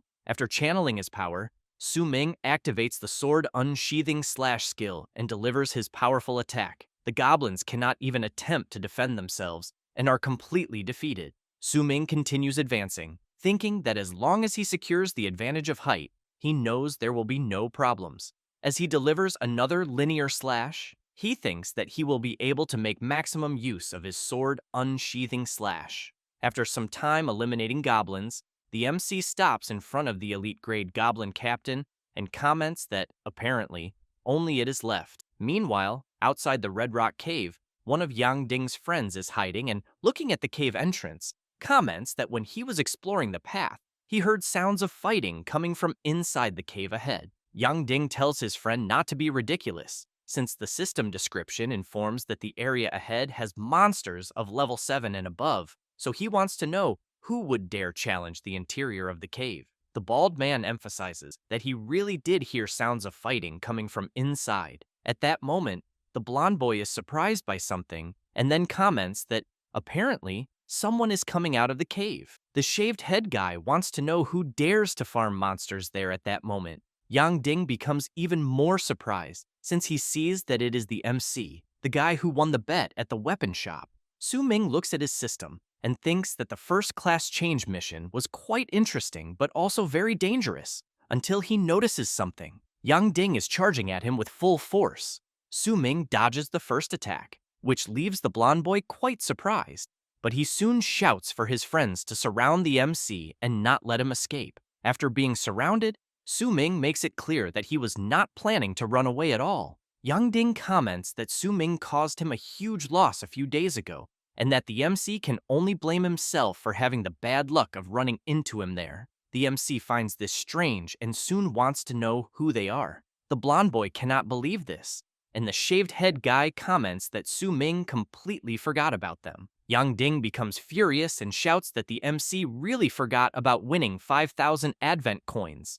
Having said that, he charges together with his friends. Su Ming smiles, equips his sword, and says that he will test his new skill. Then he activates sword control, and controlling his weapon, begins to unleash multiple slashes at everyone. Yang Ding's group falls to the ground and starts screaming in pain. Su Ming thinks that his sword control was a total success, so he continues controlling it, and the blonde boy wants to know how sword control is possible and how such a thing can exist. Su Ming raises the sword very high, while the blonde boy comments that the skill he is seeing requires a sword master to be at the intermediate stages to learn. The MC has in mind that the sword control skill is an ability he obtained from a silver grade skill scroll dropped after eliminating the goblin captain, which was upgraded to a gold grade skill scroll using his all things sublimation talent, and that, when he opened it randomly, he did not expect to obtain the sword control skill, which fits so perfectly. In this way, he knows that when the news spreads, they will be even more certain that he is of the sword controller class. However, the most important thing was that after eliminating the goblins and completing the Red Rock Cave, he obtained the hidden location blueprint of the final chest of the first-class change mission. And as soon as he opened the hidden blueprint, he was quite surprised, since the system informed that the coordinates of the hidden treasure were Red Rock Cave Part 2. Su Ming became even more confused when he saw the mission subtitle, which was Goblin Trade and Life. Later, in another area of the forest, the group of girls was excited after finishing eliminating the monsters. One of the girls comments that they finally cleared the mobs in that area together and soon wants to know who said that an all-girl team could not survive. But she knows that they all need to thank the 7-Star Awakened for carrying them, and that they also need to divide the loot. While one of the girls goes to check what the monsters drop, the blonde girl looks back and asks her friend if she is okay, and if she is tired, and the girl replies that everything is fine. At that moment, the 7-Star Awakened becomes surprised and soon wants to know where the girl who went to check the drops is, until she becomes frightened upon hearing a scream. Then, she looks to one side, looks to the other, and desperately wants to know where the other girl went, since she had only said that she would check the drops so they could divide them. Then she decides to go to where the monsters were and sees that there is nothing on the ground. Extremely frightened, she wants to know how this is possible, until she lets out a loud scream that can be heard from very far away. Meanwhile, the MC is observing through the system the lifestyle of goblins, who usually inhabit dark and damp places such as caves, underground tunnels, deep forests, or ruins, and, fearing strong light, these locations help them hide from natural enemies and facilitate ambushes and attacks. In addition, goblins generally live in groups, forming small tribes or clans, and each group is led by a chief or elder. Under the chief's command are warriors, craftsmen, hunters, and shamans, each with specific duties, and the division of labor is clear, with an emphasis on group cooperation. Su Ming also sees that, even in hostile environments, goblins use any means necessary to loot female creatures of any species in order to maintain their birth rate. In reproductive cycles, female goblins usually have a gestation period of only 1 to 3 months, far exceeding the reproductive efficiency of normal creatures. As for early sexual maturity, young goblins reach adulthood 1 to 2 years after birth and can participate in reproduction, forming a rapid cycle of reproducing, maturing, and reproducing again. The MC cannot believe the bizarre information about goblins until he sees the location of his mission on his map and wonders if it is really there, since he remembers that in the previous mission there was an entrance to a cave, but where he is now, there are only trees. He then looks around and questions whether the coordinates could be wrong until he hears a noise amid the mist, and, with the eye of perception activated, manages to see a small creature. Su Ming laughs and thinks that he now understands why it is called Red Rock Cave Part 2, because people naturally assumed it was also in a cave in the mountain, but in reality, it needs to be combined with the element of buried treasure there, since the place is an underground den. As he begins to descend, he thinks they were very clever, since they are using fire smoke to hide the entrance, and upon reaching the ground, the MC stays alert and looking around, thinks that he really learned something this time, and that eliminating just one of the goblins he sees there will alert the entire den, like last time, since he has in mind that he is there only for the treasure. Then he sees a girl lying on the ground and thinks that apparently she was ambushed by the smoke trap, since he knows these things are really as disgusting as the stories say. And as he walks a little further forward, he sees another girl screaming, begging the goblins not to come closer. She falls to the ground and is cornered by the creatures, and Su Ming thinks that, apparently, there is still a challenger alive, since the timing is perfect, because she can draw the goblins' attention. That way, it will become much easier to dig up the treasure, and, unfortunately, he will let her be eliminated, for he knows that she can only blame herself for not having the strength to challenge the beginner dungeon, until he is surprised to hear her shouting that she does not want to play anymore, and that she needs to be saved, because she will give a huge reward, in addition to saying that her sister is the vice director of the Jiang'an financial conglomerate. At that moment, the goblins rush toward the girl and she begins to scream desperately. Therefore, Su Ming controls his sword and makes it plunge forcefully into the ground, drawing the goblin's attention. Next, he leaps up and activates sword control. The sword begins to leave its sheath, releasing a strong light, and the MC activates the plundering slash, making the light even more intense, dazzling the goblins.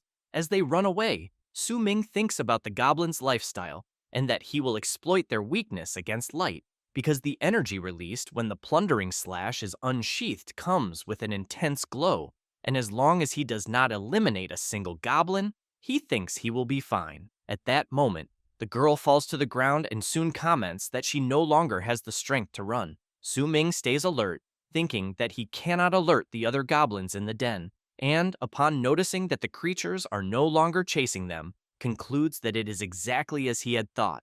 Jiang Yunqing thanks the MC for saving her and introduces herself. Su Ming thinks that she really is the girl from that photo that was shown when he was at the weapon shop. Therefore, he tells Yunqing not to thank him as he was just passing by. She asks him to wait a moment and says that when she logs out of the game, she will give him a huge reward. The MC starts to leave and tells her to talk about that if she manages to stay alive. Yunqing runs after him, asking him not to leave her behind. Su Ming tells her not to follow him and emphasizes that he has already saved her once more and that, judging by her strength, he thinks she will only get in his way. Then he is surprised by something that has just appeared in his system, as it is showing that the treasure is very close by. As he digs a little, he comments that apparently the goblins that were following him still have not appeared. Yunqing replies that they have not and emphasizes that she checked carefully. It does not take long for the MC to find the treasure, and he soon thinks that the biggest drop of that dungeon level is a random silver quality lottery chest, and that because of that, he will use his all things sublimation talent to improve the quality of the chest.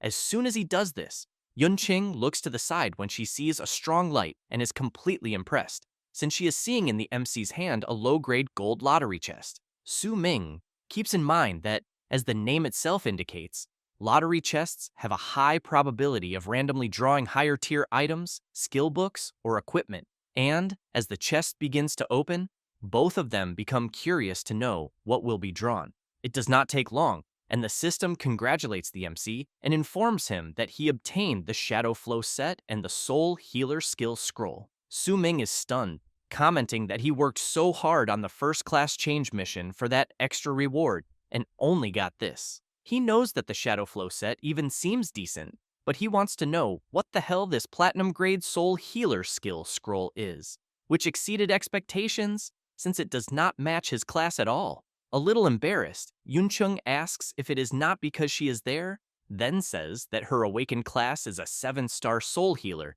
which leaves the MC even more stunned. Right after that, he sees that Yunqing has joined his party and that he has become the party leader. Meanwhile, around 9 o'clock in the dungeon, a player is eliminating several others to complete his first-class change mission. With only a few players remaining, he smiles and, amid several eliminated players around him, makes it clear that the weak have only one path, elimination, and soon calls for the next one.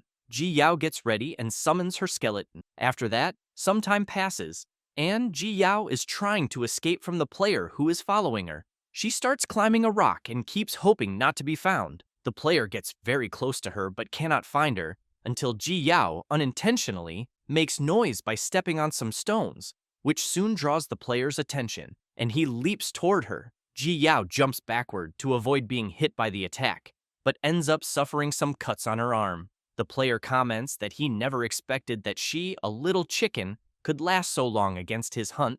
Then he emphasizes that she has already wasted a good part of his time, and because of that, he needs to praise her, since for a girl, he thinks she truly has skill, and that apparently the Xuanjing Academy is not completely full of trash after all. Ji Yao asks why, since his uniform clearly shows that he is a student of the Wujing Academy from the neighboring city of Wuyang. Ji Yao also wants to know why he is in the beginner dungeon of her region to eliminate innocents. He laughs and replies that it is not for any special reason, but because his level 10 first-class change mission ended up assigning him this task, in which he needs to eliminate 50 players.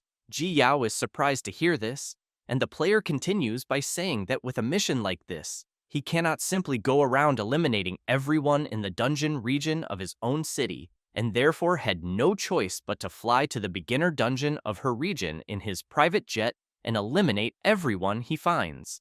However, the player tells her to blame her academy for being the one with the most trash students among all the cities in the region. That said, as he charges at her, he shouts that if she is going to pick on someone, she had better choose the easiest target. Ji Yao uses her ability to summon an undead basic skeleton, and while the player fights against the skeleton, he says that her little toys are too basic and cannot withstand a single blow from him. Then, he makes it clear that this time she will not escape. Therefore, he activates the Piercing Blood Blade's ability and launches the attack at her. Close to being hit, Ji Yao notices another attack coming, and this other attack manages to intercept the ability launched by the player from the other academy. At that moment, some people from Ji Yao's group appear, saying that they are there to provide cover for her. Ji Yao notices that they are those classmates from before, one of whom is Yan Zi. Meanwhile, the MC is receiving a system notice informing him that he will submit the treasure fragment, so he concludes that with this, the mission is complete. Thus, the system informs that the first-class change mission has been completed, and because of that, the MC advanced to the first transition of the Sword God, gaining 10 points in all attributes. In addition, the Origin Sword body talent had its effect increased, the power of sword techniques increased by 2 times, the speed of sword techniques also increased by 2 times, and finally, with the proficiency gain of sword techniques increased by 3 times. Su Ming thinks that now he has even better chances to challenge the hidden boss of the dungeon he is in. Yunqing is impressed by something on her system, and the MC looks to the side to see what it is about.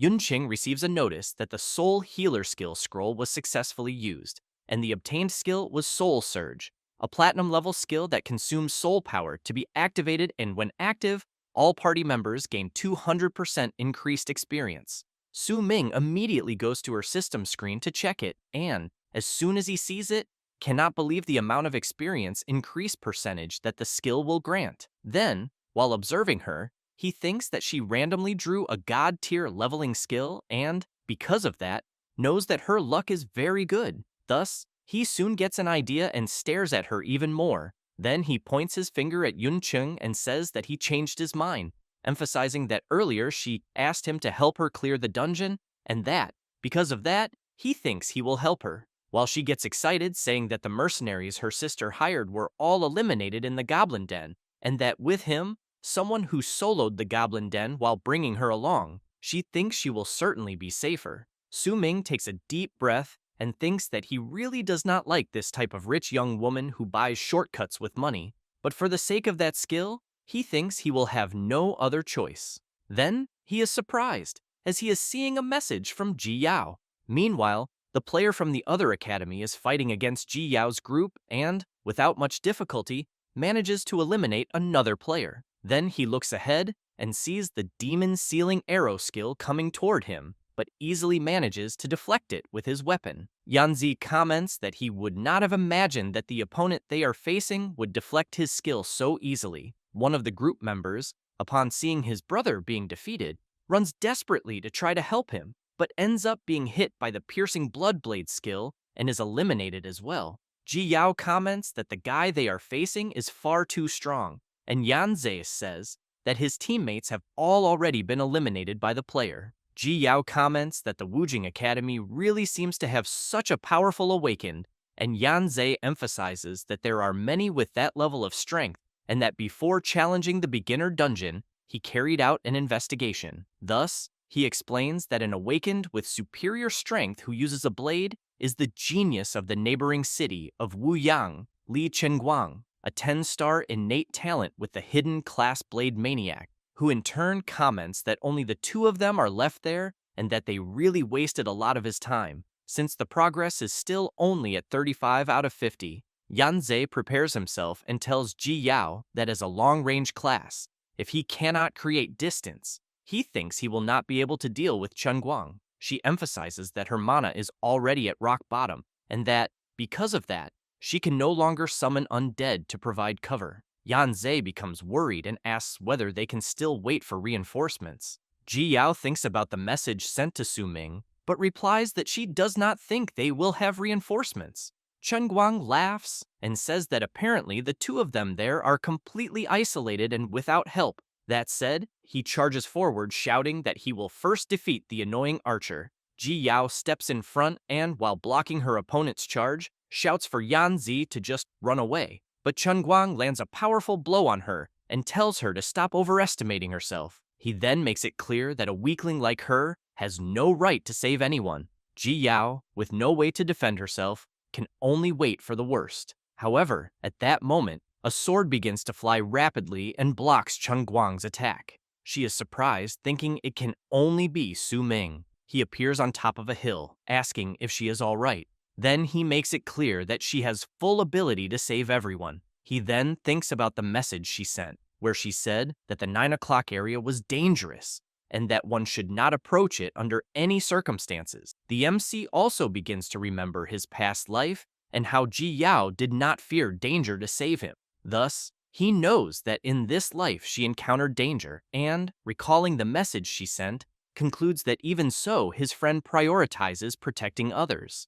Ji Yao comments that she had said by message that it was dangerous there, but is interrupted by the MC and is surprised, as she sees him step forward and say that she should not always worry about others first. Su Ming looks at her smiling and makes it clear that he will protect her as well. At that moment, Chen Guang notices the MC's sword moving on its own and soon asks whether it could be a sword control ability. Su Ming grabs his sword, leaps toward Chen Guang, and without saying a single word tries to strike him. While blocking the attack, Chen Guang asks whether the MC is that 10-star sword controller. Su Ming becomes even more serious, applies even more force to his attack, and shouts, asking whether Chen Guang is the guy who dared to hurt Ji Yao. Yanzi comments that the MC is truly incredible, and that he will provide support from afar, since now he thinks they will have a chance to win. Then he becomes surprised and confused when he feels his HP being restored, and quickly turns around to see who is healing the two of them. Yun Chung says that she is the MC's teammate and introduces herself,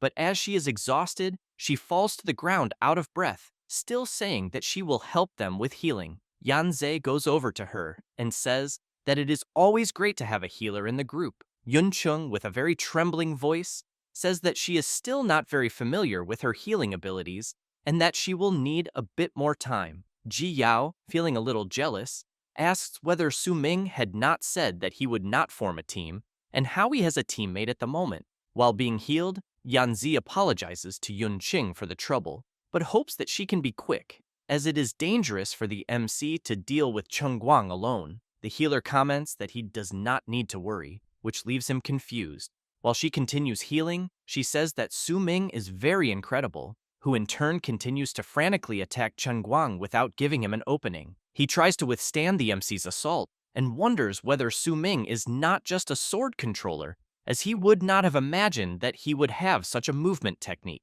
As soon as the MC stops advancing, both retreat a little. Chen Guang comments that this was already expected of a 10-star awakened as well, and that he has to admit that the MC's strength truly exceeded his expectations. Then he prepares himself and says that they will see that day whether he, Li Chenguang, the 10-star blade maniac awakened of Wuyang City, is the strongest, or whether it will be Su Ming, the 10-star sword controller of Xuanjing Academy. The MC thinks about his opponent's name and reflects that he has heard of it before. He then knows that this guy was indeed someone important in his past life, but that he did not have the chance to meet him and did not expect to encounter him so early in this life. Thus, he smiles and, as he charges forward, says that he will see whether his sword is sharper or whether Chen Guang's blade is harder. With that said, he strikes, but is blocked by Chen Guang, who in turn counterattacks with the piercing blood blade's ability. Su Ming wonders whether his opponent is really throwing flying knives at him so openly, so he repels the attack. But Chen Guang laughs and says that the MC fell into his trap, activating his immobilization ability and locking Su Ming's movements. Thus, Chen Guang takes advantage of the chance and once again throws one of his daggers. Su Ming still manages to control his sword and make it return, then activates sword control and makes his weapon strike the ground below, creating an explosion. In this way, he frees himself from the immobilization and dodges Chen Guang's attack at the last moment. Su Ming smiles and makes it clear that now it is his turn to attack, asks for his sword to return, and soon commands it to attack Chen Guang's back, saying that he wants to see him block without holding any weapon. With no way to defend himself, Chen Guang is struck head-on by the sword controlled by the MC. He tries to endure the injuries, grabs his dagger, and charges at the MC, saying that now it is the MC who is without a weapon. Su Ming activates the Divine Shadow Step, and while Chen Guang unleashes his Chaotic Shadow 5 Blades ability, the MC manages to dodge all the attacks, which makes Chen Guang furious, wanting to know how his opponent suddenly increased his speed. Su Ming calls for his sword and, laughing, says that he is sorry and informs him that his sword has returned. Meanwhile, Ji Yao and Yan Zi, as soon as their health is restored, run with the intention of helping Su Ming, but soon stop when they see that both the MC and Chen Guang are standing still. Then they want to know if the battle is already over and who the winner was, until their eyes light up as they see Chen Guang fall to his knees and realize that the MC defeated such a strong opponent. However, while the MC is distracted, a red aura begins to envelop Chen Guang's body. Yun Chung notices this and shouts a warning to Su Ming. He immediately turns around and sees Chen Guang charging at him with full force, saying that he let his guard down. Yanze, Yun Qing, and Ji Yao are very surprised by what they are seeing, as Chen Guang manages to land a solid hit on the MC. Right after that, he activates his supreme technique, the Swift Blade of the Tropical Forest, and Su Ming is attacked from all sides. Chen Guang begins to laugh like a madman and shouts, welcoming the MC to his blade formation. Ji Yao shouts, worried about her friend, and tries to go to help him, but Yan Zi holds her back and tells her to calm down. He then makes it clear that she would only be eliminated in vain if she rushed into the middle of the enemy's ability. Ji Yao keeps shouting, asking Yan Zhe to let her go, because even if she is eliminated, she will try to save Su Ming, until she is stunned to hear the MC telling her to listen carefully. Ji Yao wants to know what he means, but he only tells her not to come closer. Chen Guang charges at the MC, wanting to know how this is possible, since he was hit by so many blades and is still alive. However, he is soon surprised when he hears Su Ming ask if he is sure he really hit him. Chen Guang realizes that the sound did not come from in front of him, and, upon attacking the MC's body, he realizes it was only a clone. Su Ming appears, saying that he finally noticed. He then comments that he bets Chen Guang would never imagine that an ordinary sword controller would have such an ability. The MC is equipped with all the parts of the Dark Sword set, which, when equipped, causes all sword-type skills to deal additional dark attribute damage, and this damage can ignore physical defense. The set has a skill called Shadow Clone, which generates a realistic shadow for defense. When the Shadow Clone is active, attacking will cause an additional slash, and the power of this slash is equivalent to 50% of the damage of his normal attack. As he approaches Chen Guang, Su Ming explains that it is his set's ability. Chen Guang becomes nervous and says that there is no set that can be collected in the novice dungeon, but that there might be only one way to obtain it. So he wants to know whether the MC has already completed the first class change. Su Ming replies that he guessed correctly and says that he completed the primary class change mission a long time ago. Chen Guang, as he turns around furiously and ready to attack, says that the MC was faster. However, Su Ming shows no mercy at all and attacks first. After being attacked, Chen Guang throws something shiny into the air, which leaves Su Ming intrigued. The glow becomes even stronger and ends up blinding Su Ming's vision. Yan Zi comments that what they are seeing can only be a life-saving accessory. Yun Chung asks what he means. The archer explains that it is an item that allows the player to urgently escape the dungeon if used at a critical moment, and that it is not an item that can be farmed in the dungeon, since the item in question costs hundreds of thousands of advent coins. Su Ming emphasizes that, apparently, the neighboring city wants to protect that 10-star genius of theirs and truly spent a fortune. After that, at 2 o'clock in the afternoon, the person responsible for analyzing the competition data is surprised. The director, while eating, wants to know what happened and whether she happened to gain access to the player's level ranking in real time inside the dungeon. She points at the monitor, answers no, and informs him that the data show that, in the 9 o'clock direction of the dungeon, between 12 o'clock and 12:30, there were data indicating the elimination of several players. Wang asks what is strange about that, and whether some teams of players encountered difficult monsters. She replies that that is not it, and explains that the data analysis shows they were eliminated by data from a player who is not from their city's region. The director is surprised and says that, apparently, the neighboring city is up to something again. He then asks her to save all those data records.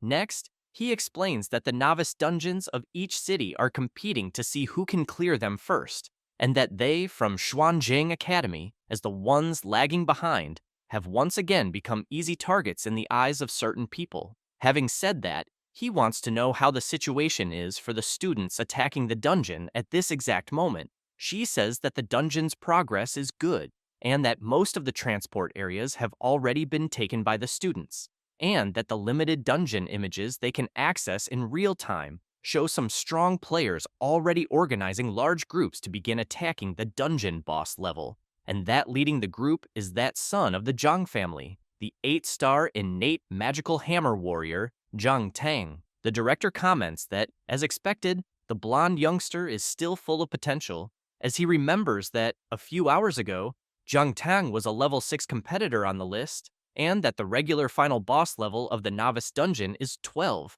and since he is leading a large group, he believes he must already be close to level 10. He then hopes that Zhang Tang can defeat the boss as quickly as possible to bring pride to the academy. At this moment, the other person responsible for analyzing the data reports that the real-time ranking data analysis has just come out, and that it is as the director guessed, Zhang Tang's current level is already 9, almost reaching 10, and that he is tied for first place on the real-time data list. Upon learning that Zhang Tang is tied with someone, the director considers that the other might be the student Yan Sei. The technician replies yes, and informs him that right behind them, in second and third place, are female students, explaining that they are the undead summoner Ji Yao at level 7 and the soul healer Jiang Yunqing at level 8. The director starts to worry and asks whether the technician has any information about the student Su Ming. He replies that, in the data for the highest level rankings, he has not seen the student Su Ming yet. The director asks him to look up what level the student Su Ming is at the moment. After a few minutes searching, the technician cannot believe what he is seeing and comments that the student Su Ming is at level 2. The director widens his eyes and asks how that can be. The technician explains that the data show that after Su Ming got the first blood, his level never increased again.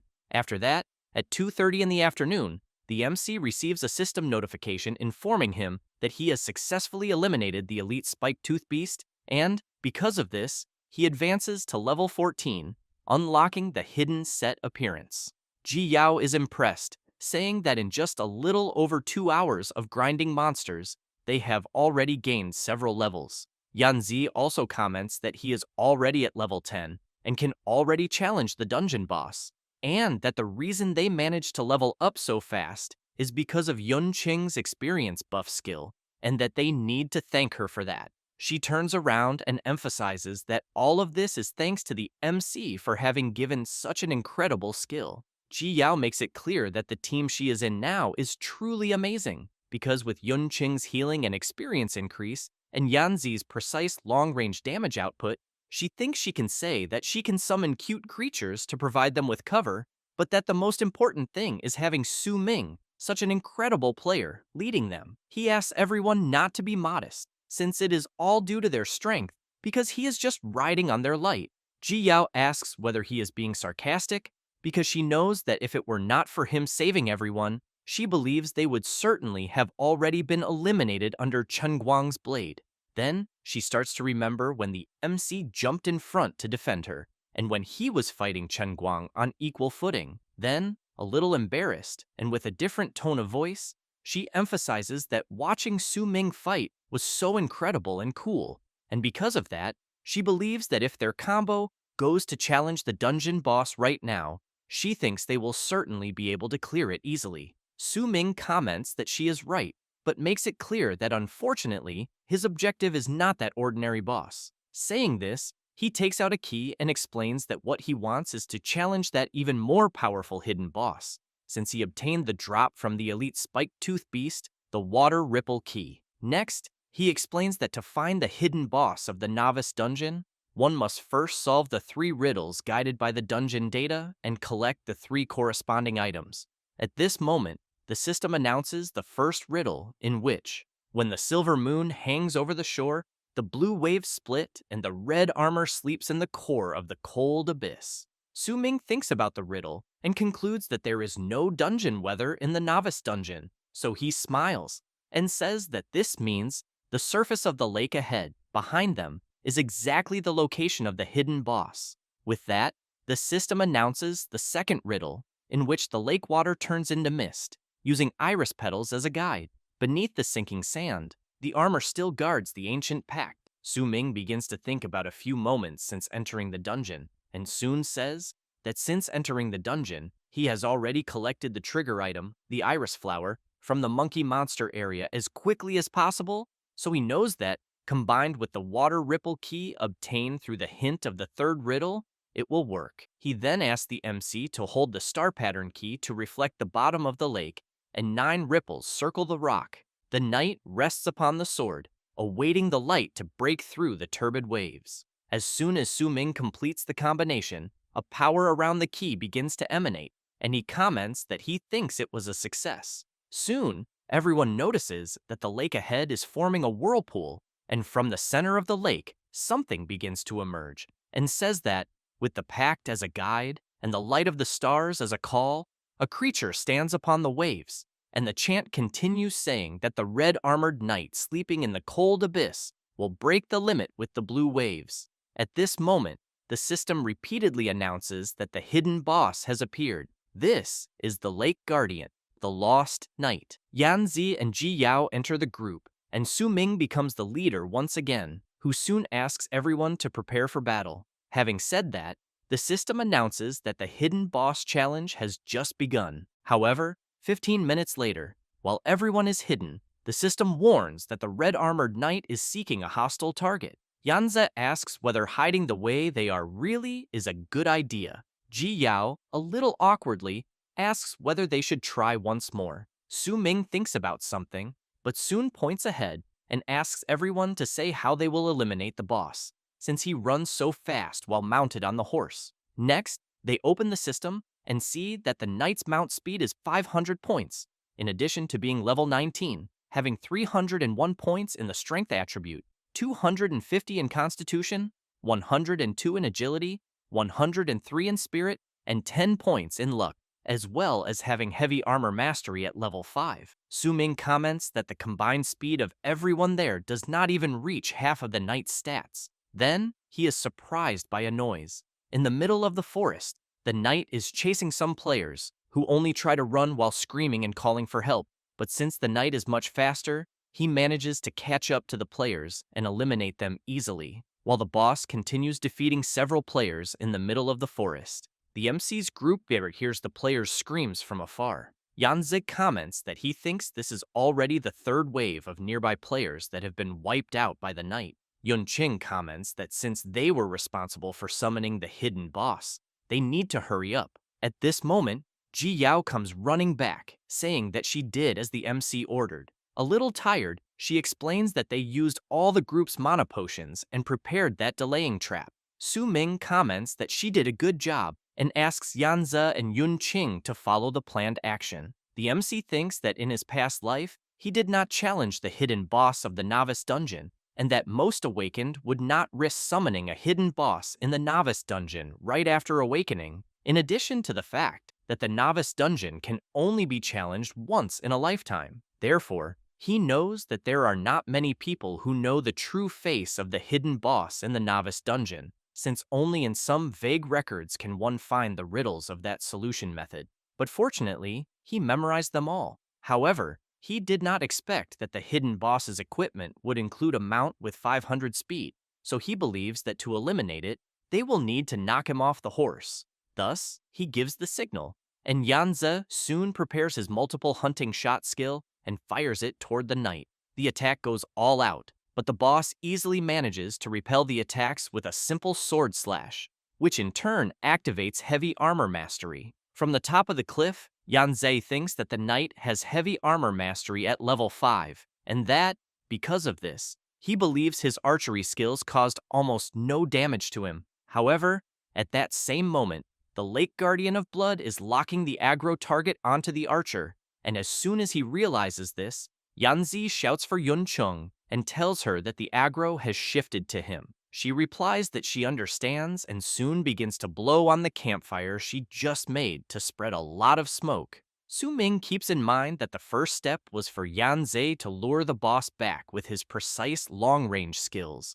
The second step is for Yunqing to create smoke in the area the boss has to pass through to confuse his vision, since he knows this trick was learned in the goblin's lair. The knight begins to search for his target in the middle of the forest, and soon becomes surrounded by a lot of smoke, but then hears something and comes across several skeletons trying to attack the horse.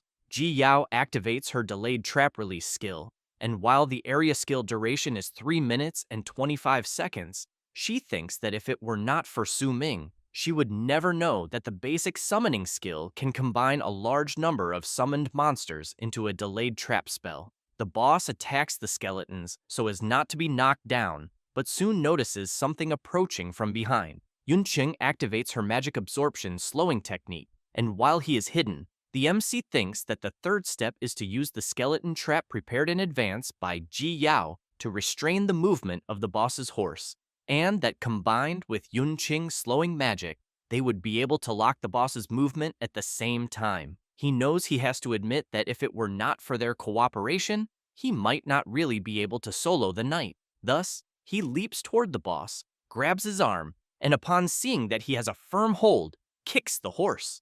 In this way, he manages to knock the knight to the ground. As soon as everyone sees the knight trying to get up, Yunqing comments that the plan to knock the boss off the horse was a success, but Ji Yao emphasizes that they still cannot lower their guard.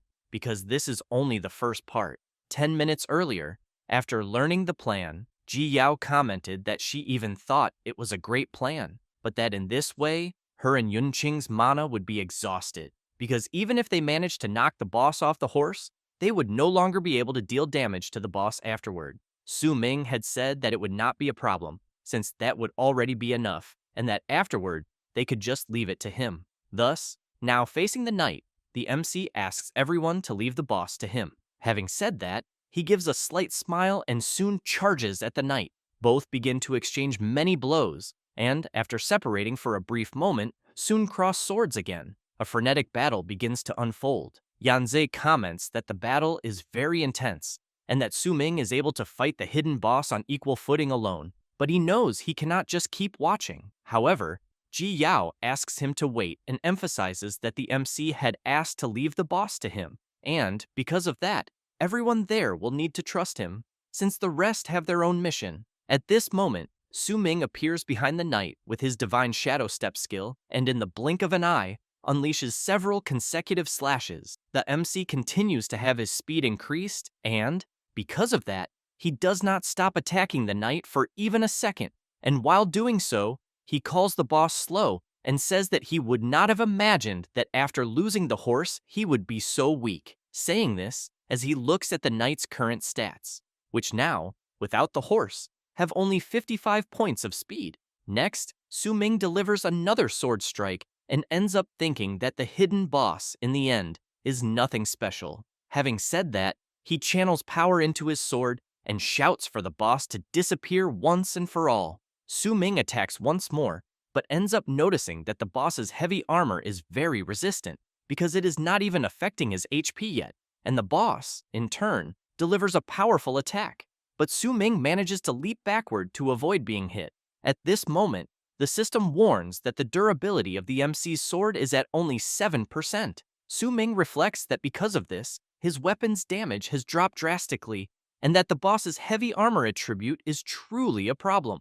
At this moment, the knight notices something and quickly advances toward a part of the forest. He looks around until he looks up and sees the MC on top of a tree, wondering whether the boss is trying to recover the horse, since he knows that mounted speed is his advantage for victory. Having said that, he smiles and makes it clear that it is a pity, because the boss's horse has already been taken by his group companions.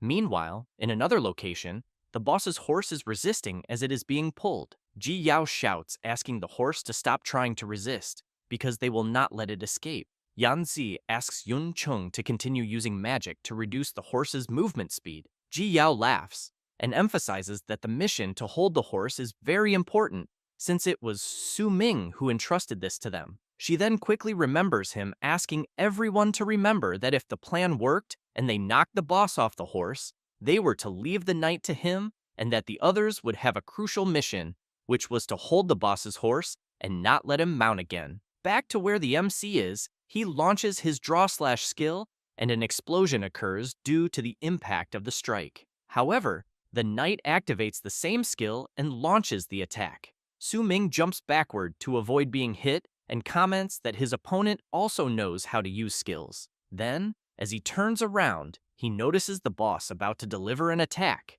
but quickly uses the sword control skill and blocks the knight's attack at the last instant. While he continues controlling the sword, the system informs that his weapon's durability has 3% remaining. Even so, Su Ming continues pressing forward, and this time lands a kick on the knight. The MC keeps in mind that he cannot waste any more durability on his weapon, and, upon observing the boss with his eye of perception, concludes that the creature's heavy armor is about to break. Thus, taking advantage of the boss being down on the ground, he controls his sword with the intention of delivering a final attack. However, the knight wanted exactly that, and, seeing the MC coming at him, anticipates his movement, counterattacks, and after getting the opening he wanted, grabs the MC by the neck and with the other arm, delivers a powerful attack to Su Ming. However, the boss ends up confused when he sees his opponent's body disappear out of nowhere. Su Ming appears from within the forest,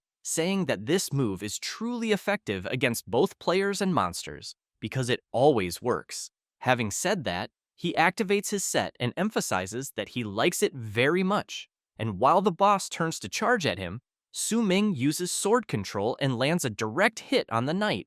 Seeing that the heavy armor has finally been broken, he leaps toward him, but at that same moment, the system warns that the MC's weapon durability has been depleted and the sword breaks. However, Su Ming does not care at all, since he is using his other skill, execution. 1 hour later, at Xuanjing Academy, in the school administration communications room, it is announced that Director Wang has finally arrived. The old man comments that it seems the directors have already been talking in the communications room for quite some time. One of them replies that everyone else also did not arrive long ago and that it was only Director Wang who arrived last. He then asks whether no student from Xuanjing Academy has managed to challenge the dungeon boss yet, because, according to annual custom, the completion results start coming out after 3 in the afternoon. But he points out to the director that since his academy finishes last every year, he thinks it is no problem for him to be late and not be in a hurry to report. Wang says that he was not late because of the dungeon. Having said that, he explains that it was because he received some real-time feedback data from inside the dungeon and that there are players from outside his school secretly entering the Xuanjing Academy's novice dungeon, and that, although the real identities of these outside players are still unclear, he wants to know whether they might be students from their 3 academies going to cause trouble. He also asks Director Z whether it could not have been his doing, since the data of the victimized students show that they were eliminated by a student using blade skills.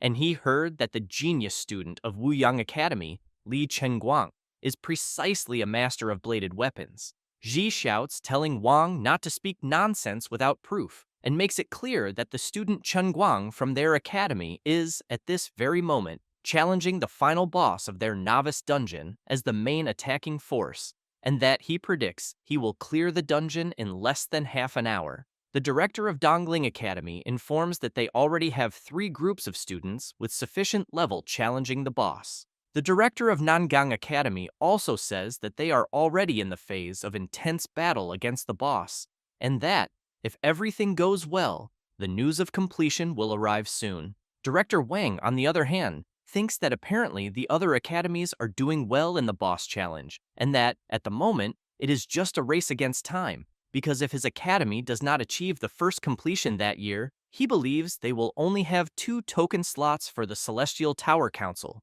which would be the lowest number in history. Next, he thinks of Zhang Tang and reflects that currently, the player closest to managing to eliminate the boss is him, and that, at the moment, he can only place his hopes in his strength. 15 minutes later, inside the dungeon, Zhang Tang is shouting, ordering everyone in his group to advance and use all their abilities without holding anything back, because they need to eliminate the final boss. The Raging Tide Forest King, Shinba, level 15, notices an opening and, with a single attack, manages to eliminate several players from Zhang Tang's group. As the creature continues attacking the others, one of the group members shouts to warn Zhang Tang that he thinks they are no match for the boss, because everyone's level is still not enough to challenge him successfully. The blonde youngster facing the enormous creature thinks otherwise, because they have already made it that far. Then he reflects that the novice dungeon completion rewards must be his. Next, Zhang Tang remembers the messages he exchanged with Xiaoman, in which she was asking for help because the MC had hurt her and wanted the blonde guy to avenge her. So Zhang Tang thinks that he will take the final reward after defeating the boss and take revenge for Xiaoman, and, facing the enormous creature, he gets ready for battle, but soon becomes confused when he sees the boss disappearing right before his eyes. Then he wonders what is happening until a system message arrives for all the dungeon competitors, and he cannot believe what he is seeing, since the dungeon notification states that the hidden boss has been defeated and that all players should soon prepare to return from the dungeon. A few minutes earlier, Su Ming was happy to see that he had defeated the knight, and at the same time the group he had joined had just arrived at the location and were soon surprised because they saw that the MC managed to solo the hidden boss. After that, in the information room, the directors were commenting that the result had just come out, and each one soon began cheering for their university. But Director Wang, upon looking at the big screen, becomes very surprised because he sees that it was his university that won. The directors go crazy, saying that this is an exaggeration, because they did not know that there was a hidden boss in the novice dungeon. Meanwhile, inside the novice dungeon, Ji Yao is very excited with her friend, saying that he really is amazing. Su Ming comments that with the defeat of the knight, everyone managed to level up 2 levels at once, and now he is level 16. Next, he calls everyone and asks them to take advantage of the fact that the dungeon exit portal has not opened yet to divide the rewards for eliminating the hidden boss. Yanzei makes it clear that he does not want a reward, because just leveling up already leaves him very satisfied. Yun Qing agrees with Yanzei and thanks the MC for saving her life. The archer laughs and emphasizes that from being saved from Li Chenguang's blade to uncovering the secret of the hidden boss and finally soloing the boss, he really did not have the strength to help with anything, so he thinks it would be very awkward to divide the spoils. However, he ends up being surprised when he sees a system message informing him that he obtained the putrid spirit suppression bow, but that it has a level restriction and can only be equipped upon reaching level 20, in addition to having the requirement of the ranger class with bow proficiency. The item has the spiritual suppression affix, which consumes spiritual power to cause all arrows fired by the bow to produce random enchantment effects. Yun Qing also gains loot. She obtained the Heart Soul Necklace, which can increase the storage limit of soul power as well as absorption efficiency. Ji Yao obtained the Blood Armor Undead Summoning Scroll, which has the effect that upon learning this skill, she can summon the hidden boss, the Blood Armor Undead Knight, and the attributes and level of the summon depend on the attributes and level of the summoner. Su Ming comments to everyone that, as they can see, the spoils left by the hidden boss are all related to exclusive rewards for their classes. Having said that, he thinks about what everyone did and explains that this means it is not only he who recognizes everyone as part of the success in eliminating the hidden boss, since apparently the novice dungeon also recognizes them, in addition to knowing that if it were not for them, he would never have completed the challenge. At that moment, a voice congratulates the challengers for clearing the Furious Tide Flowers Rank F dungeon and informs them that the time spent inside the dungeon was 8 hours and 20 minutes. Su Ming comments that it seems time is up and that it is time to leave, and soon a portal appears behind the MC's group. Su Ming, while walking straight toward the portal, comments that the contribution rewards of each player for the dungeon challenge will be settled in the real world after everyone leaves,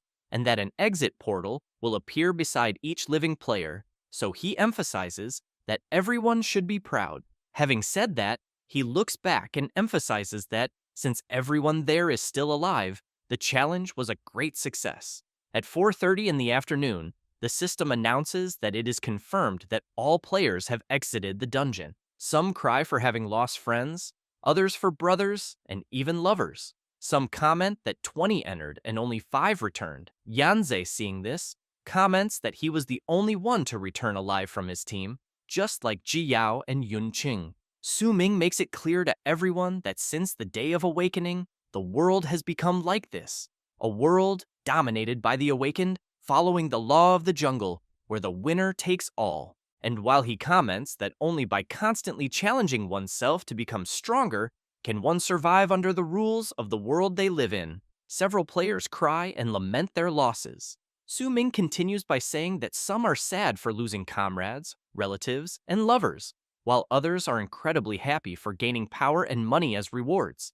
So he thinks this world is absurd and crazy. At that moment, Director Wang appears on the big screen and congratulates everyone who survived and successfully challenged the novice dungeon, saying that for them, this was the first challenge after awakening and stepping into the world of the awakened, and that it is also the last lesson the Academy will give them as graduates. Having said that, he asks everyone to remember that being awakened does not represent only power, money, and honor, but also represents responsibility, love, and peace, and that those who lost loved ones should remember this sadness and pain, and those who obtained victory should remember this responsibility and purpose. Ji Yao calls Su Ming and wants to know what he is feeling, whether he is sad or happy with the rules of the world they live in. He replies that the students who were eliminated inside the dungeon will be resurrected. The director comments that he has one more thing to say and emphasizes that, to properly complete the lesson, he will reveal the true meaning of the novice dungeon, in which lost classmates, relatives, and lovers will be resurrected in 30 minutes and return from the dungeon to their side. Everyone is left unable to believe this revelation, but Jiao, very surprised, looks at Su Ming and wonders how he knew all of this. Shortly after, the dungeon statistics were completed and entered the reward settlement phase.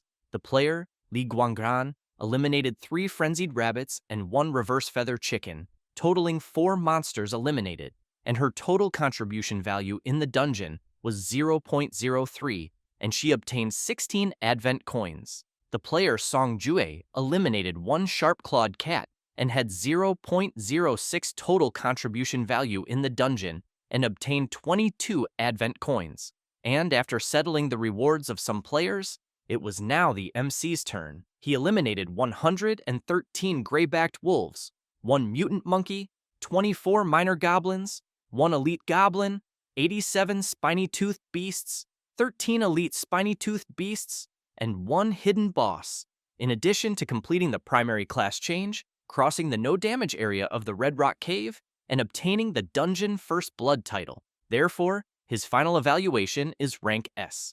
He also obtained the Rookie King title, which has the effect of increasing all attributes by an additional 15 points and increasing skill proficiency gained by an additional 10%, totaling 91% contribution in the dungeon. In the information room, Director Wang is looking at the MC's settlement and comments to someone that he is late. It is Su Ming.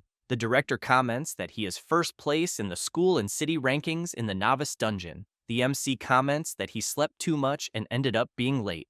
Next, the system shows the level ranking of the Xuanjing City Novice Dungeon, in which first place is Su Ming at level 16, second are Zhang Tang and Yanzei at level 12, third place Yun Qing at level 11, and fourth, Ji Yao at level 10. Su Ming comments that since the novice dungeon is over, that means his school life has ended, but he thinks that he no longer needs to be discreet, since he believes he will have no problem modifying his information. After all, in the future, the difference between him and those classmates will be tens of thousands of kilometers, until he notices something strange, and, seeing the director with shining eyes hugging his leg, he wants to know how long the director is going to keep hugging him. The old man starts crying with happiness and thanks the MC, then comments that although he does not know what method he used, he finally helped Xuanjing Academy, which had been at the bottom for so many years, to vent its frustrations and regain its pride.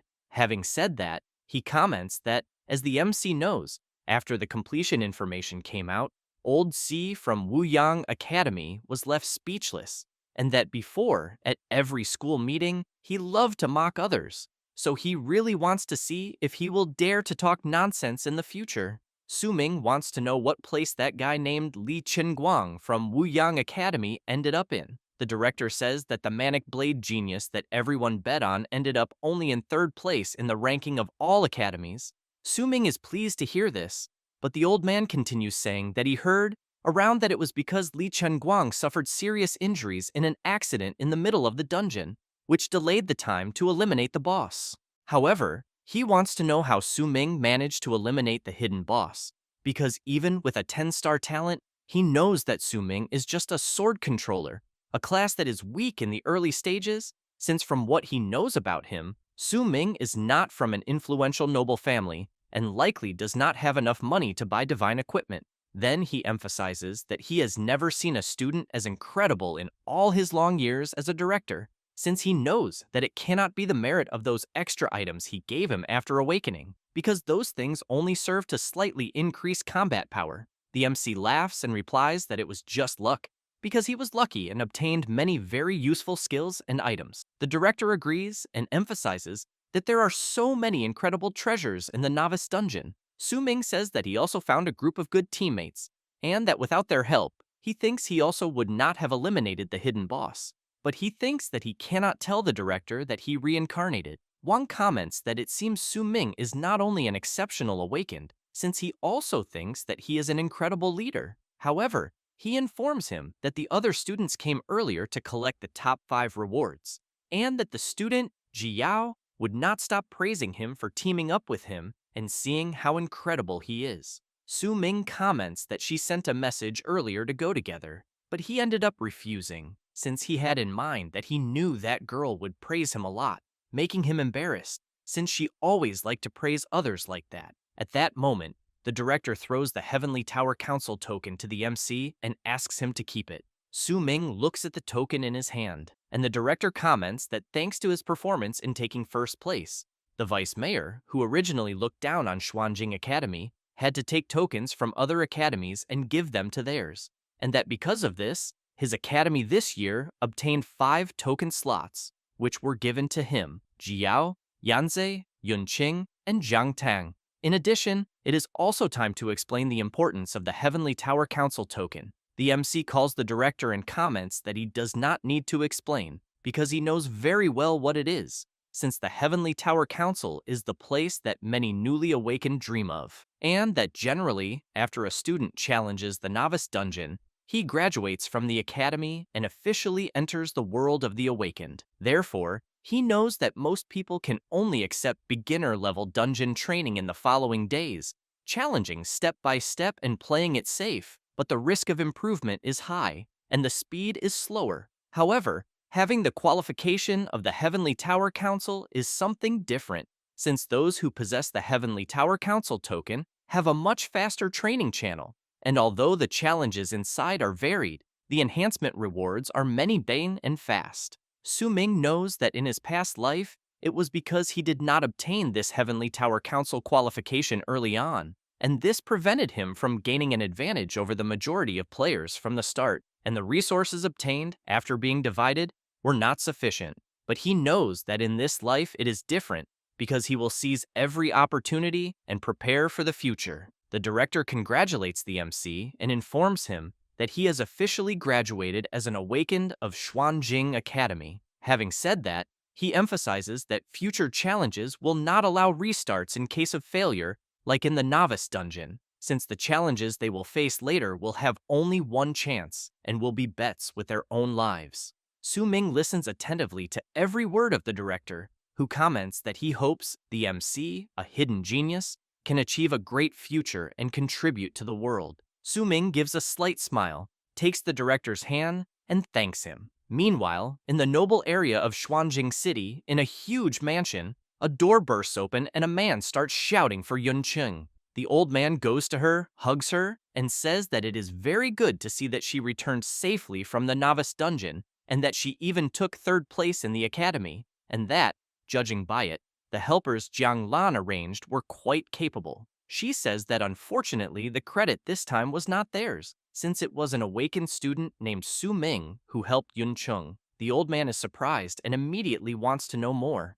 Yunqing tells her father that the mercenaries her sister hired fell into a monster trap due to some accidents, and that she also almost failed in the dungeon. However, she emphasizes that fortunately the student Su Ming appeared and saved her, and that he not only saved her, but also gave excellent skill books and equipment, in addition to taking her to level up and clear the dungeon. Jiang Lan explains that she looked for Su Ming right at the beginning to take Yunqing, but there was a conflict at the time and he refused, even when offered a lot of money, and as she recalls that day, she emphasizes that she did not expect her sister and him to have such a strong fate that they would meet in the dungeon, and because of that, she thinks they really need to thank him this time. Yunqing's father comments that his daughters seem to approve greatly of this Su Ming, and that, judging by it, they will need to find time to properly thank him, and that, as they said, being such an incredible awakened, he also wants to meet him, so he asks Jiang Lan to check his contact.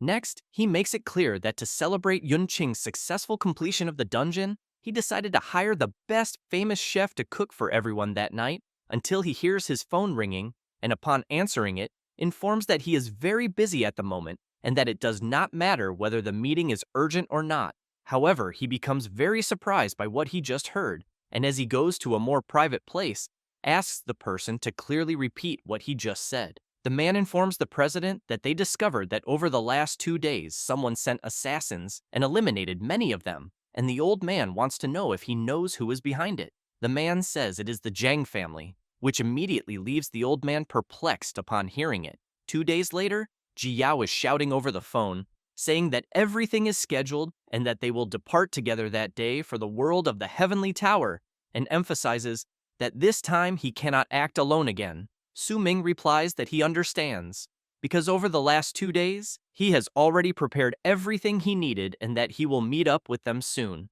After hanging up the call, the MC starts thinking about the Heavenly Tower Council and soon remembers Director Wang saying that to go to the Heavenly Tower Council, he would only need to use the token, which serves to summon the portal to open the destination, and that this portal can only be accessed by those who obtain the qualification of the Heavenly Tower Council token. Therefore, the MC takes the token in his hand and raises it to activate it, and the system announces that the qualified individual has been identified. Then, an intense glow begins to appear, and a portal opens before the MC, who becomes excited, thinking that he will dive headfirst into the new challenge of the Heavenly Tower Council. Already at the Heavenly Tower Council Tower, Su Ming slowly passes through the portal, and, as soon as he fully passes through it, he finds himself before the enormous 100-story tower, the territory of the Heavenly Tower Council. Su Ming looks at her and thinks that, in his past life, he only had the chance to come there much later, purely by coincidence.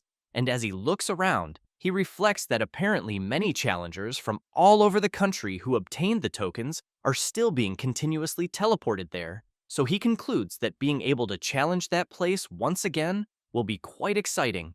After that, he arrives at a door and raises his token to scan it, and it does not take long before he is successfully identified and a door opens in front of him. He is soon surprised since he sees many people there and a system notice asking the challengers to wait for the start of the ceremony in the first floor hall. Su Ming actually wants to know why the lobby there is different from his past life, and after taking a good look around, he concludes that in this life the place is much larger than before. At that moment, Ji Yao and the others arrive calling Su Ming and saying that he finally arrived. The MC laughs and says that apparently they arrived much earlier. Ji Yao gets nervous and makes it clear that they have been there for a long time, so she wants to know why he never likes to act in a group. Su Ming asks whether he had not asked if all of them agreed to go there together, and comments that they have already become friends. Ji Yao replies that after going through the hardships of the novice dungeon, they are all good friends and battle companions. Having said that, she explains that from Xuanjing Academy, only they managed to qualify to go to the Celestial Tower Council, and therefore they do not know what may happen from then on, and that acting together always ensures they take care of each other. Suddenly, a man appears shouting and charging straight at the MC. It is Zhang Tang who tries to throw a punch, but Su Ming easily dodges, and the blonde wants to know if they forgot that he is also part of this. The people around immediately start commenting that apparently someone is fighting. Ji Yao immediately shouts, asking what Zhang Tang's problem is. Furious, he replies that it is because of what the MC did to Xiaoman, and that at that moment he will settle the score with him, since during the novice dungeon, Su Ming hid very well, and he could not find him. He then comments that he really did not expect him to have also obtained the qualification for the Celestial Tower Council. Ji Yao, intrigued by the blonde mentioning the matter involving Xiaoman, asks what happened. Su Ming asks her to stay calm, and, to Zhang Tang, asks him to stop these troubles with Xiaoman, and emphasizes that they will not be able to resolve this matter there that day, because battles are not permitted where they are. Having said that, a voice announces that a conflict incident has been detected, and as a powerful lightning bolt strikes Zhang Tang, the voice makes it clear that no behavior that disrupts the order of the Celestial Tower Council is allowed. The blonde falls to the ground and tells the MC not to think that he will be able to escape. Su Ming laughs and emphasizes that there are people up above watching everything, and that after this at the Celestial Tower Council is over, they will settle things properly. A man from afar simply watches what is happening, while some people comment among themselves that although it seems there is no one receiving them, in reality they are being observed, and that truly, there at the Celestial Tower Council, things are not so simple. After that, the MC calls his friends to follow him. Ji Yao wants to know why he wants to go to another place, since the ceremony has not yet begun, and thinks they should wait for it to start and then read the challenge guide. Su Ming explains that they do not need to stand in line with the others reading guides, because that is for those who are going there for the first time, and that the secret lies in the seats. Ji Yao becomes intrigued and soon wants to know if it is also not his first time there. He asks his friends to observe carefully, because all they need to do is sit silently in the seat for a while, and she soon becomes surprised. The MC explains that the Celestial Tower Council's selection system will appear as soon as they sit down. The system welcomes the new challengers to the initiation challenge of the Sky Tower Association, the 100-layer tower challenge. Immediately, everyone sits down to also receive the system notification. Su Ming says that he is still climbing the tower and completing the stages, and that completing the 100-level tower challenge will be linked to the evaluation of his ranking after entering the game. Ji Yao wants to know if it will be a tower climbing competition. The MC replies that it is exactly that, and emphasizes that the higher the level challenged, the higher the final ranking obtained, but makes it clear that if everyone challenges the same floor, the ranking will be determined by the time the challenger took to climb the tower and by the difficulty of the challenge. Ji Yao comments that, in the end, the climbing time is also a factor to be considered.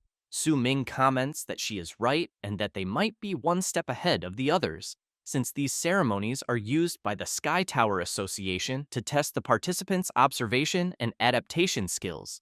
So he thinks what they want to see is the challenger's ability to observe the environment, find solutions, and take the initiative. Having said that, he asks whether the three of them want to join him to climb the tower like in the novice dungeon. Yun Qing replies yes, since she thinks it is much safer to follow him, especially because the Celestial Tower Association token has restrictions.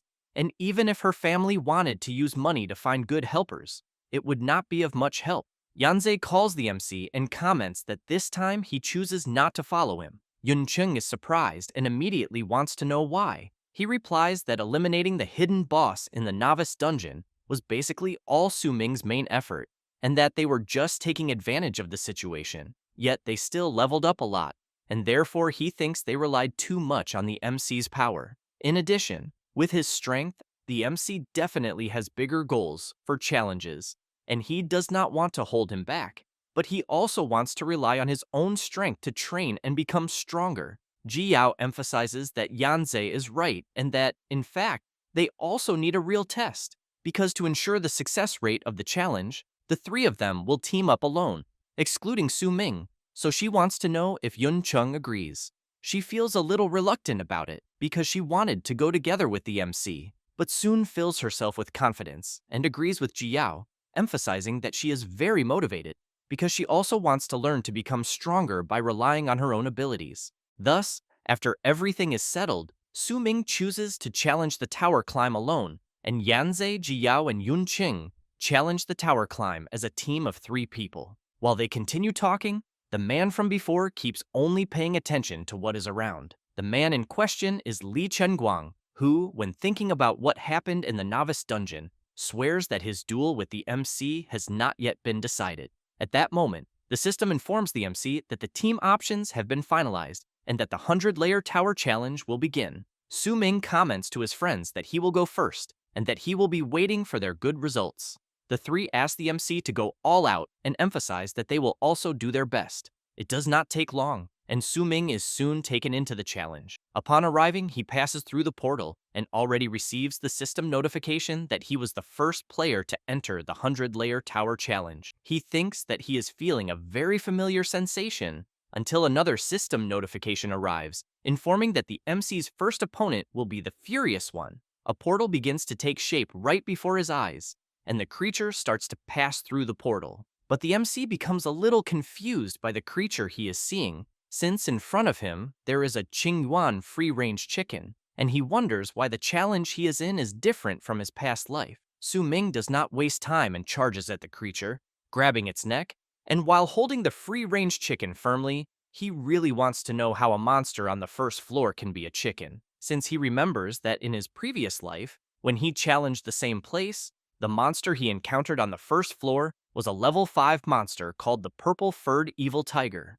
But at the moment, the challenge is completely different from his past life, so he wonders whether the 100-layer tower is mocking him as a novice. However, he realizes that the chicken's level is unknown, and perhaps thinks it is better to eliminate it right away. But the creature becomes furious, leaps into the air, and lands a powerful kick on the MC, who is violently thrown backward. He becomes irritated at being caught off guard and for underestimating his opponent, so he grows serious and carefully observes the free-range chicken in front of him, which in turn charges straight at the MC with full force.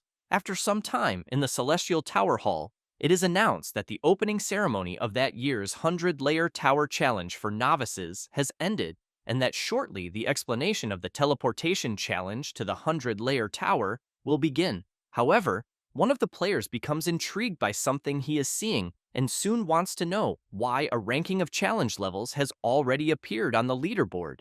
Another person wants to know if someone is really already rushing through the tower. Soon after, everyone sees that first place belongs to that 10-star genius from Wyang City, and it does not take long for a notification to arrive that Li Chunguang has completed the second floor, and everyone comments that it can only be the Blade Maniac.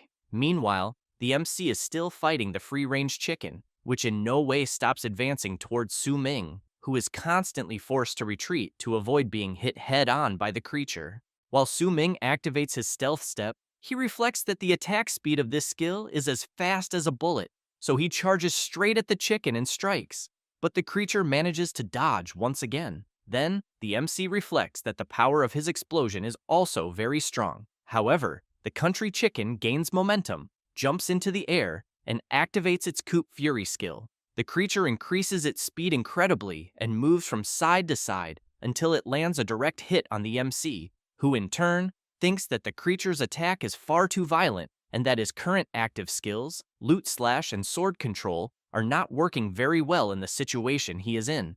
And, while trying once again to hit the chicken, he thinks that he needs to find an opening, because if he keeps dragging this out, it will only take longer. Thus, he jumps back and reflects that the time advantage he gained by entering the tower first will simply disappear. Then, he concludes that it is time to test the new skill he obtained after eliminating the hidden boss in the beginner dungeon. At that moment, the chicken is surprised, as it sees the MC charging at full speed, yet it still manages to dodge the lethal attack. Then, the creature retreats, but Su Ming smiles and realizes that this is exactly the moment when the chicken lands on the ground, and an energy begins to react beneath the creature, and the MC activates his sword tomb skill, where a giant sword sinks into the tomb, falling to suppress evil. Its effect is to summon a giant sword technique that erupts from the ground at the designated target, causing massive damage. Su Ming waits for the dust to settle and wonders if it worked. However, when he looks up, he sees the country chicken completely unharmed. He then becomes nervous, thinking that, apparently, this will never end, since he had thought that the strength of this chicken seemed ordinary, and that it did not look at all like an opponent one would encounter on the very first floor, until he gets an idea and questions whether his opponent is not just an ordinary chicken. At that moment, the creature jumps into the air and rushes at the MC, who in turn plants his sword into the ground and activates his chicken paralyzed technique, causing it to stop midair. Su Ming smiles and thinks that it is exactly as he imagined, since, in the end, his opponent was nothing more than a common little chicken. Then, he takes advantage of the opportunity and delivers the final blow to the creature. The skill that the MC used is also known as tonic immobility of the chicken, which is an instinctive defensive behavior where the chicken plays dead in response to stress. When the chicken is forced to stay on its back and its head is fixed in a restricted position, such as making it stare at a straight line, its balance and touch receptors send an inescapable danger signal to the brain, which temporarily inhibits motor nerves, leaving the chicken completely rigid and immobile. In this state, the chicken remains conscious, but its heartbeat and breathing slow down, managing to deceive predators that only attack living prey to gain a chance to escape.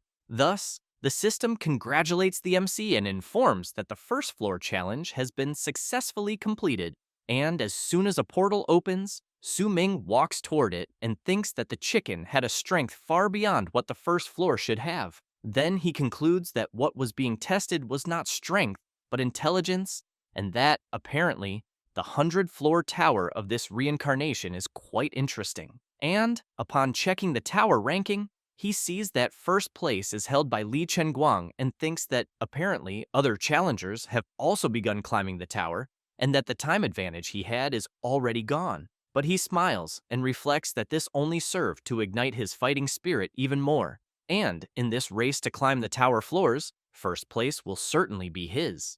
Meanwhile, the participants are informed that all the rules have been explained, but lastly, what remains is the registration method for the 100-floor tower challenge, where, from the moment they entered the place, the seats on both sides were autonomous registration points for the challengers. With that said, the challengers are asked to sit in their respective challenge seats.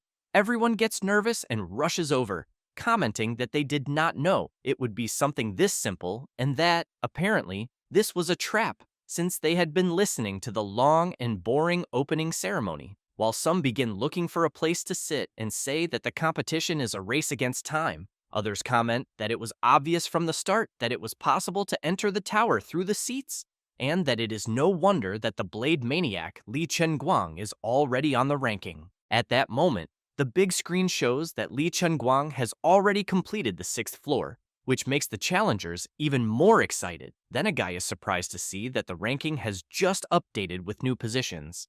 In 3rd place, the team led by Ji Yao has just completed the 4th floor. However, he becomes even more surprised with another update on the board, as another person is also in 3rd place, with the name God of Massacre, but with the ID of being the first to enter the tower. A few moments earlier, Su Ming was receiving a notification about his reward for successfully completing the 1st floor, where the reward was a customized title. And upon passing through the portal to the 2nd floor, he wondered what the purpose of this title he received as a reward was, since he clearly remembered that, in his past life, after eliminating the guardian monster of the 1st floor, the reward he received was a small wooden chest, and inside was an almost useless healing potion, and not any title. The system asked the MC to input the desired title, and he thought that many things had changed in his regression, and wondered if it was because he had been reborn, and, as he had no other alternative, the only option was to accept and move forward.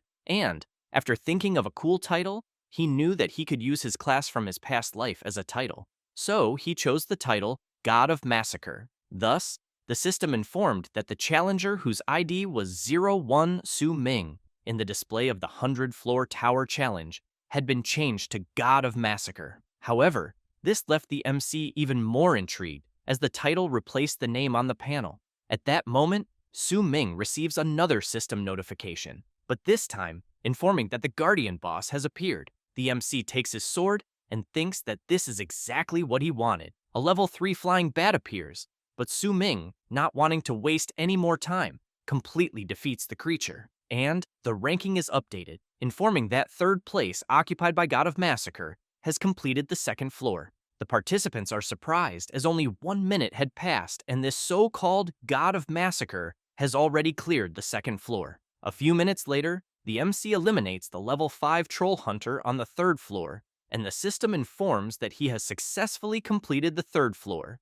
Then, once again, without much difficulty, Su Ming eliminates the level 6 three-eyed herbivorous monster on the 4th floor. The people who are still outside the tower challenge cannot believe the incredible speed at which the guy named God of Massacre is climbing the tower floors, as in less than 10 minutes he climbed 2 floors at once and is catching up to 2nd place. However, they know that even so, Li Chenguang, who is in 1st place, does not want to fall behind, as he has already reached the 8th floor. Meanwhile, the MC, upon passing through the portal, sees that the Blade Maniac has already cleared the 8th floor. Then, he gets excited, thinking that this race is becoming more interesting than he had imagined. And, thinking about the time he lost on the 1st floor, he believes that Li Chenguang must consider that as an advantage he gave him, but that now he will advance with full force. At that moment, the level 7 three-headed dog of the 5th floor begins to appear, and without wanting much talk,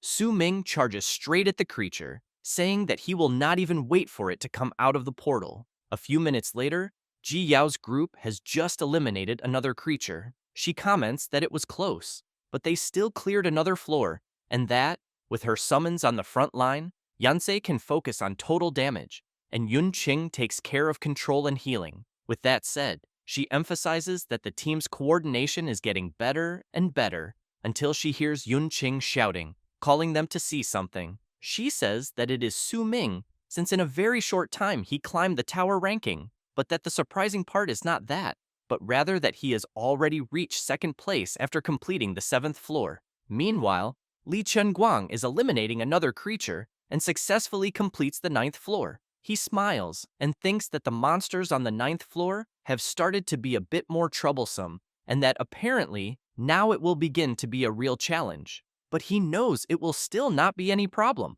since he has in mind that following the rules, on the next floor, the 10th, whoever clears it first will receive an extra reward. And upon seeing that God of Massacre is in second place, he assumes that based on the ranking he saw, the guy with the title God of Massacre who climbs so fast can only be the sword controller Su Ming, although he does not understand why, being the first to enter, he delayed so much on the first floor. But he knows that even if he is making up for lost time now, there is no way he can be faster. So he concludes that the extra reward of the 10th floor is already his, until, when he looks to the side, he is quite surprised as he sees that the MC has just completed the 9th floor as well.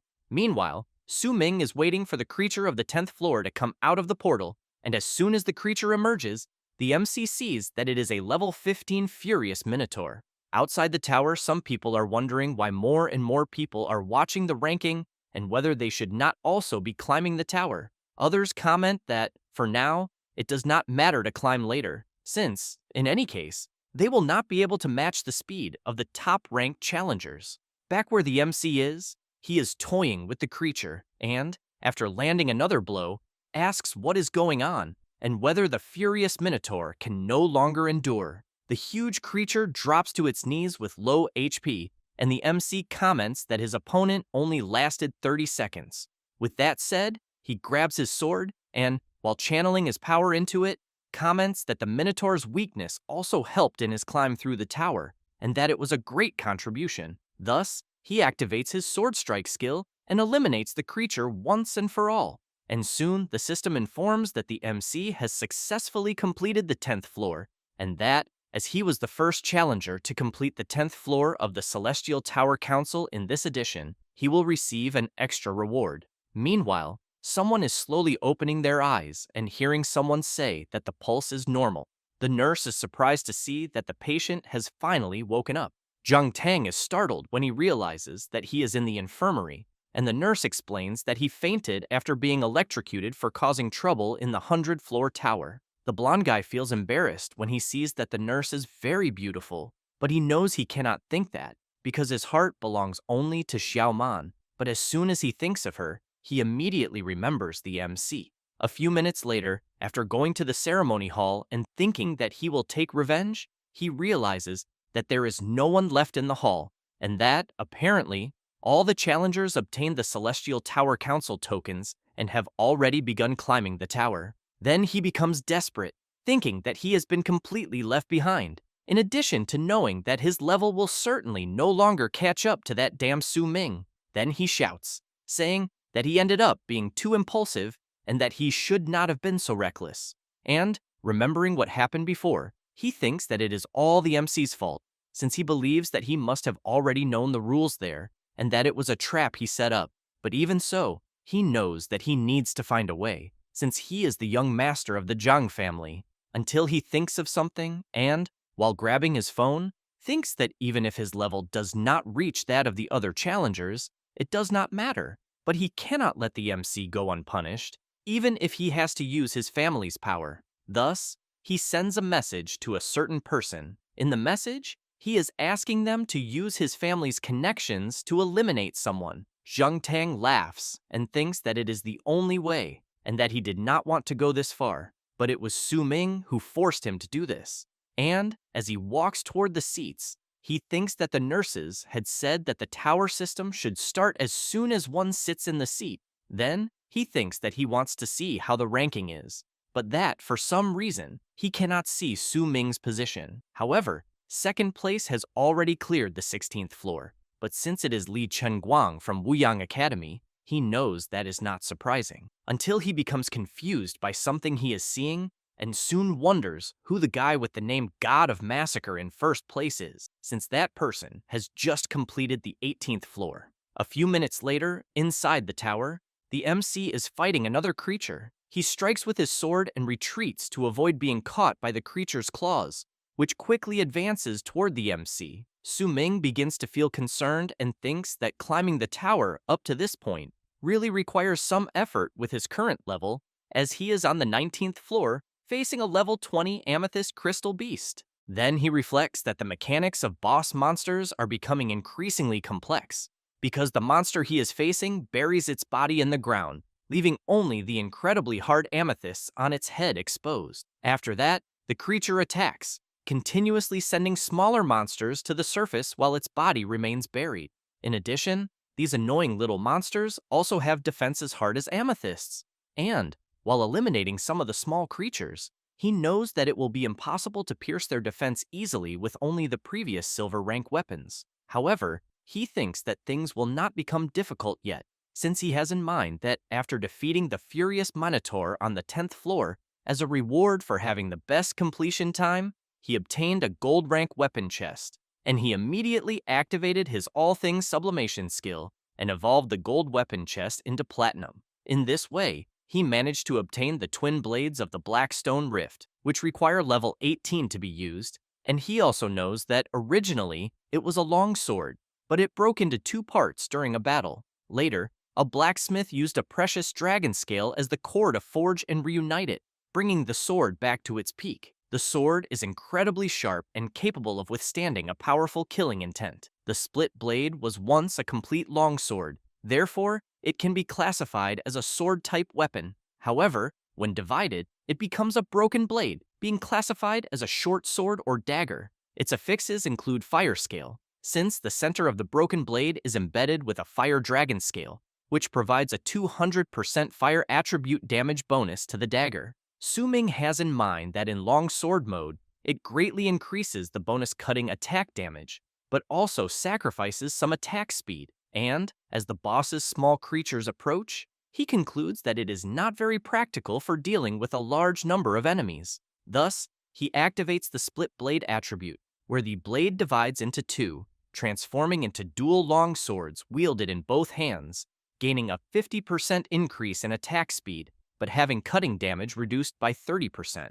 And, as he prepares, he knows that although the attack power is reduced, with the bonus from his origin sword body talent, all his weapons receive bonuses. So, as the attack power of his weapon increases, he reflects that he can take advantage of both speed and attack at the same time. A few minutes later, on the 17th floor, Li Chenguang is fighting the floor boss and struggling. He retreats and becomes worried, as his HP is at half, and facing the level 18 giant treant, he knows that he has reached his limit, but he reflects that the weakness of the monster he is fighting is fire. However, he chose to go solo and does not have any fire skill to restrain the creature. At that moment, the giant treant launches its attack and sends Li Chenguang flying. While being thrown, he thinks that the worst part is that he did not receive any useful reward to improve his attributes when clearing the floors. Then he remembers when he was congratulated for completing the 10th floor, but the reward he obtained was a silver chest. Next, he thinks that this is due to the fact that he lost the tower race to the MC and had to settle for a common silver reward. But to make matters worse, the reward he received from the 10th floor was an accessory for a magic class, which has nothing to do with his own, until, while distracted in thought, he is directly hit by the boss of the 17th floor. Li Chenguang jumps back and thinks that he can no longer push himself, since, with his HP extremely low, he knows that if he continues like this, he will truly be eliminated there. Thus, he opens the system panel and is informed that the challenger with ID 02 has chosen to give up the 17th floor challenge, just like several others. Meanwhile, the MC continues fighting the small creatures of the amethyst crystal beast. Su Ming laughs, and facing the crystal beast, comments that he finally managed to get close to it. Saying this, he activates his sword tomb skill, and as the creature is struck, he jumps up, commenting that the true body underground has finally been pierced and brought out. And, as soon as he finishes the boss, the system informs that the 19th floor has been successfully completed. A few minutes later, Su Ming observes in the tower competition notifications that several teams and challengers have given up on floors below his. Then, he realizes that the blade maniac Li Chunguang has apparently also given up, but he thinks that this was already expected, especially because the difficulty of the 100-floor tower gradually increases after the 10th floor. But Li Chunguang, having managed to reach the 17th floor, is already something incredible, because he has in mind that, based on the experience of his past life, the 20th floor of the tower is a turning point, as the difficulty of the subsequent floors increases geometrically. In addition, he knows that, with his current status level, reaching the 19th floor is already almost his limit. But since he finally managed to reach level 20 with great effort, he knows that he will finally have the chance to use a certain nostalgic move in this reincarnation with the Sword God class. Later, on the 20th floor, Su Ming is in a fierce battle and, while in the air, uses his sword control skill to attack the floor boss, who in turn prepares and then defends all of the MC's attack attempts. Su Ming calls back his sword, grabs it, activates his stealth step, and at high speed begins to deliver several consecutive strikes against the boss. However, he realizes that it is defending all of his attacks with great ease. And, upon observing it more closely, he thinks that this was already expected from a level 25 Seal Knight, who in turn notices the MC distracted and quickly channels power into his sword and then throws it. Su Ming is directly hit by the attack, and while trying to endure it, thinks that the power of the knight's skill is far too strong, and, because of that, he cannot withstand the attack and is thrown far away. When he falls to the ground, he becomes worried, thinking that, with his current equipment and status attributes, it is impossible to block the knight's skill attack, since he has in mind that, on average, if he takes one hit, he loses a third of his HP, and because of that, he thinks he can only endure one more blow. And, upon observing him, he reflects that it is as he had imagined. Even having been reborn, he cannot overcome such a large level gap in the 100-floor tower of the Celestial Tower Council. However, he knows that this was already within his expectations. Thus, he stands up and activates the Shadow Sword set. Then he concludes that the reason he chose to continue climbing the tower was precisely to test that ability of his that could only be used at level 20, which, in his past life, was the ability he was most proud of. Su Ming channels his power and then unleashes his single slash of the God of Massacre, which rushes straight toward the Seal Knight. Meanwhile, Li Chunguang exits through the portal and hears several people commenting about the guy with the title God of Massacre and that he is still climbing the tower. Li Chunguang also hears people commenting that the God of Massacre is challenging the boss of the 20th floor on his very first time climbing the tower. The Blade Maniac thinks that for someone to truly be capable of challenging the 20th floor, it can only be the sword controller. Then someone approaches saying that Chunguang seems to have lost to this so-called God of Massacre, and that this is the first time, since childhood, that he has seen him lose to someone. Li Chunguang does not like hearing this at all. Meanwhile, in the fight of the MC against the Seal Knight, the skill he had cast was completely dissipated, and facing the boss with more than half of its health remaining, he knows he has no choice but to admit defeat, since not even the single strike of the God of Massacre managed to injure the knight. Therefore, he opens the system panel and decides to give up on the challenge of the 20th floor. Su Ming reflects that he accepts defeat, but soon becomes quite surprised upon hearing the knight say that he did not lose. That said, he emphasizes that the current level of the MC and his attributes are completely insufficient and that, because of this, he cannot unleash the true power of his skill.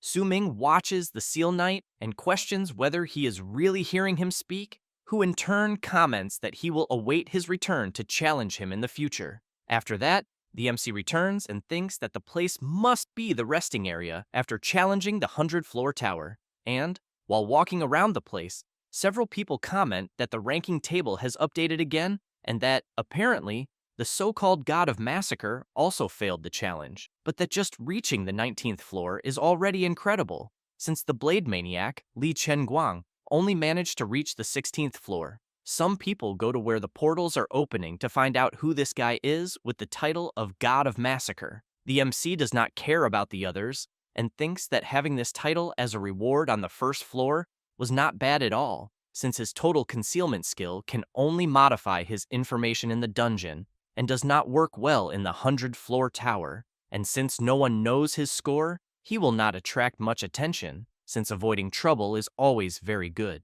Then, he sees on the ranking table that Ji Yao and the others are still challenging the 14th floor, and that, apparently, their teamwork coordination has improved a lot, because he has in mind that by playing safely and consistently, they can still challenge higher levels. Therefore, he reflects that, since that is the case, he will move first to challenge the next stage, since with his level 20, his second attribute increase mission for class change has already appeared, and, for convenience, he will choose to complete a subjugation mission located near the destination of the second class change mission. But he ends up intrigued when he sees that, at his current level, there are only rank F, E, and D subjugation missions to choose from.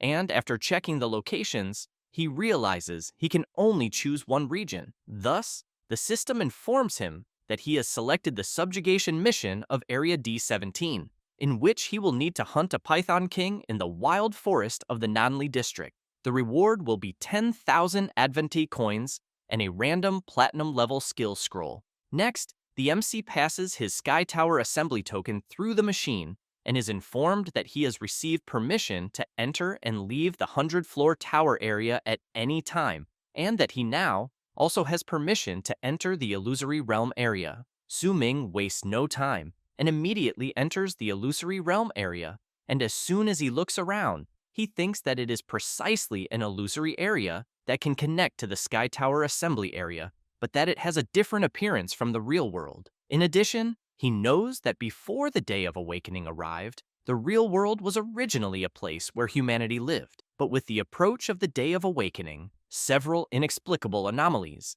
dungeons, demons, and monsters appeared one after another in the original real world, and humanity began to merge and enter the world of awakened professions. Therefore, through the sacrifices and efforts of their predecessors, order was restored in the chaotic real world that had been destroyed after the arrival of the Day of Awakening, and thus the illusory realm area was born, isolated from the real world where humans mainly live and designated as a habitable space for demons and aberrant beasts. And this achieved the relatively peaceful global atmosphere that everyone knows nowadays. So, Su Ming knows that the trials of the 100-floor tower are exactly the threshold that opens the illusory realm area for novice challengers to venture into. In addition, he has heard that the peak of the 100-floor tower buries all the truths of the day the world descended, and because of that, he thinks it is a pity that he was not able to accomplish this in his past life, but that this time, he was lucky enough to start over to achieve the goals he failed to reach before. At that moment, a system notification arrives for the MC informing him that a portal has been opened for him, but that he needs to select the destination area within the illusory realm area. Su Ming refuses and thinks that he first needs to make a trip back to the real world. Thus, the system informs that it has received the instructions and will open a portal to the real world. Next, the MC receives 10,000 Advent coins for having challenged the 20th floor, then thinks that it is enough to complete the order he pre-ordered 2 days ago. While passing through the portal, he thinks that in this life, belonging to his profession as the god of the sword, he needs the order for his first advanced weapon. After passing through the portal, he arrives in the real world at the weapon trading center and soon thinks that he will be there more than once.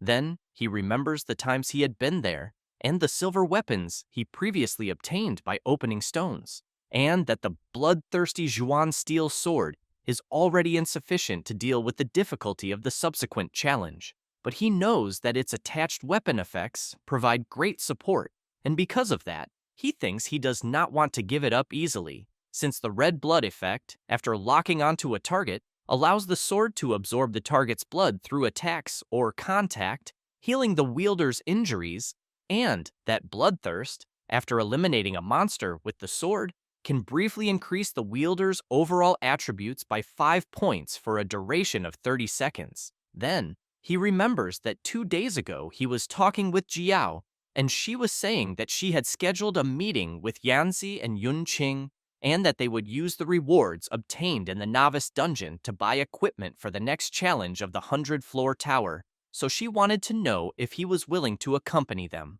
Su Ming thanked his friend and said that he would not go, as he also needed to make some preparations for his weapons and equipment that day. Jiao also mentioned that they would go exactly to the skyscraper of the weapon trading center to buy. However, the MC said that he would not go there and that he was really busy doing some things on the computer. Jiao asked if he wanted anything from there, as she could bring it without any problem, until the MC managed to place the pre-sale order, which required paying 10,000 Advent coins in advance. Thus, after managing to do that, Su Ming thanked his friend and made it clear that the place where he would buy and prepare was in a different direction from theirs. After thinking about this, Su Ming goes to an elevator and then to floor A2 in basement 2B in warehouse 9S. A woman, upon seeing the MC, comments that he is late. Then, she wants to know if he has already gathered the remaining balance. Su Ming remembers the 10,000 he earned on the 20th floor of the Tower Challenge, and that he received a system notification informing that he obtained the weapon replication enhancement device. Then he thinks that his talent of sublimation of all things can only be used on an item once, in addition to the fact that the enhancement result is still random. Thus, he takes the weapon replication enhancement device and thinks that if he wants to maintain the effects of the bloodthirsty Zhuan steel sword and still be able to enhance the weapon, he can only use the device. Then he sees that the usage effect increases the item's level and replicates it, maintaining the skill attributes of the original item, and that the base skill attributes will increase randomly as the item is enhanced. Su Ming decides to use the device, and the system informs that the bloodthirsty Zhuan steel sword has been successfully upgraded to the bloodthirsty Zhuan blade sword. The MC is surprised to see that it worked and thinks that now, at this stage, the only one who can create this enhancement device is the 8-star blacksmith in front of him, Nahura, who soon comments to the MC that she does not even know him, since she has been hiding there in the dilapidated underground warehouse, quietly researching forging. Then she wants to know how he obtained her contact information, and how he knew that she would certainly succeed in creating such a weapon replication enhancement device, since the cost of the materials required for it amounts to more than 10,000 Advent coins, and that because of that, she admits she did not expect a student like him, newly awakened, to be willing to spend such a high amount. Then she asks if he really was not afraid that it would fail. Su Ming asks who said that they do not know each other, which leaves the blacksmith confused, wondering if her memory might be failing. The MC thinks that in his past life, the two of them did come to know each other, then laughs and says he was joking, but keeps in mind that in his previous life, Nahura was a very formidable weapon forger, and that although she only had an 8-star talent, her great passion and hard work in weapon forging eventually led to her future achievements. Then, he reflects that he collaborated with her many times, and she helped him forge his own unique weapons on several occasions, but that obviously, the financial cost he paid for those collaborations in his previous life was enormous. However, at the moment, he knows that 20,000 Advent coins are really a drop in the bucket, and that for this, he needs to prepare in advance, taking advantage of her at her moment of greatest poverty. Thus, Su Ming tells the blacksmith that he not only knows her contact information, but also knows that she is worried about not having funds for the next weapon she is researching and developing. Nahura is surprised and immediately asks how he knew that. The MC replies that he is willing to sponsor 10,000 Advent coins in advance, and that after completing quests and collecting rewards, he will continue increasing his investment in her. Then, he asks what she thinks.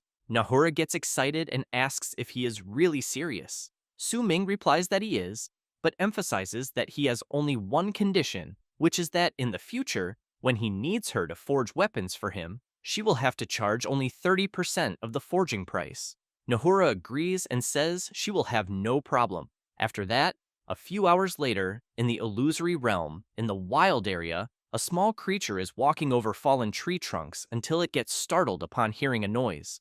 And, when it turns around, it notices a carnivorous plant about to devour it, and, with no way to escape, it gets caught by the plant. At that moment, a portal opens, and the MC passes through it, and, upon looking around, he thinks that it is as expected of the illusory realm, since the trees there are gigantic compared to those in the novice dungeon, in addition to being full of vegetation, and that it is even possible to feel a faint smell of blood in the air. Then, he opens the region map and sees that the location of his mission to subjugate the Python King is locked in the southern district of the wild area of the Evil River. The mission consists of having to hunt the third-class change Python King in the wild forest, as it has already devoured several members of the Celestial Tower Council and possesses a terrifying strength, and that its current level is around 25. The reward will be 10,000 Advent coins and a random platinum rank skill scroll. Thus, he thinks about the direction he needs to go, but the large trees are blocking everything, and it is difficult to see the situation, in addition to the fact that he has in mind that since the trees there are very tall, it is hard to jump over them like he did in the novice dungeon. However, he equips his sword and concludes that there is a way he can try. After all, he is not exactly a true sword controller, but he still has the ability to control them. Then he considers that if he can fly standing on the sword like authentic sword controllers do, it would be really cool. Thus, he places his foot on the sword and thinks that it does not hurt to try. Next, he activates his sword control ability, but as soon as he tries to take off flying on it, he loses his balance and falls face first onto the ground. Su Ming thinks that it is as he had imagined, since it seems that sword flight is an exclusive ability of sword controllers.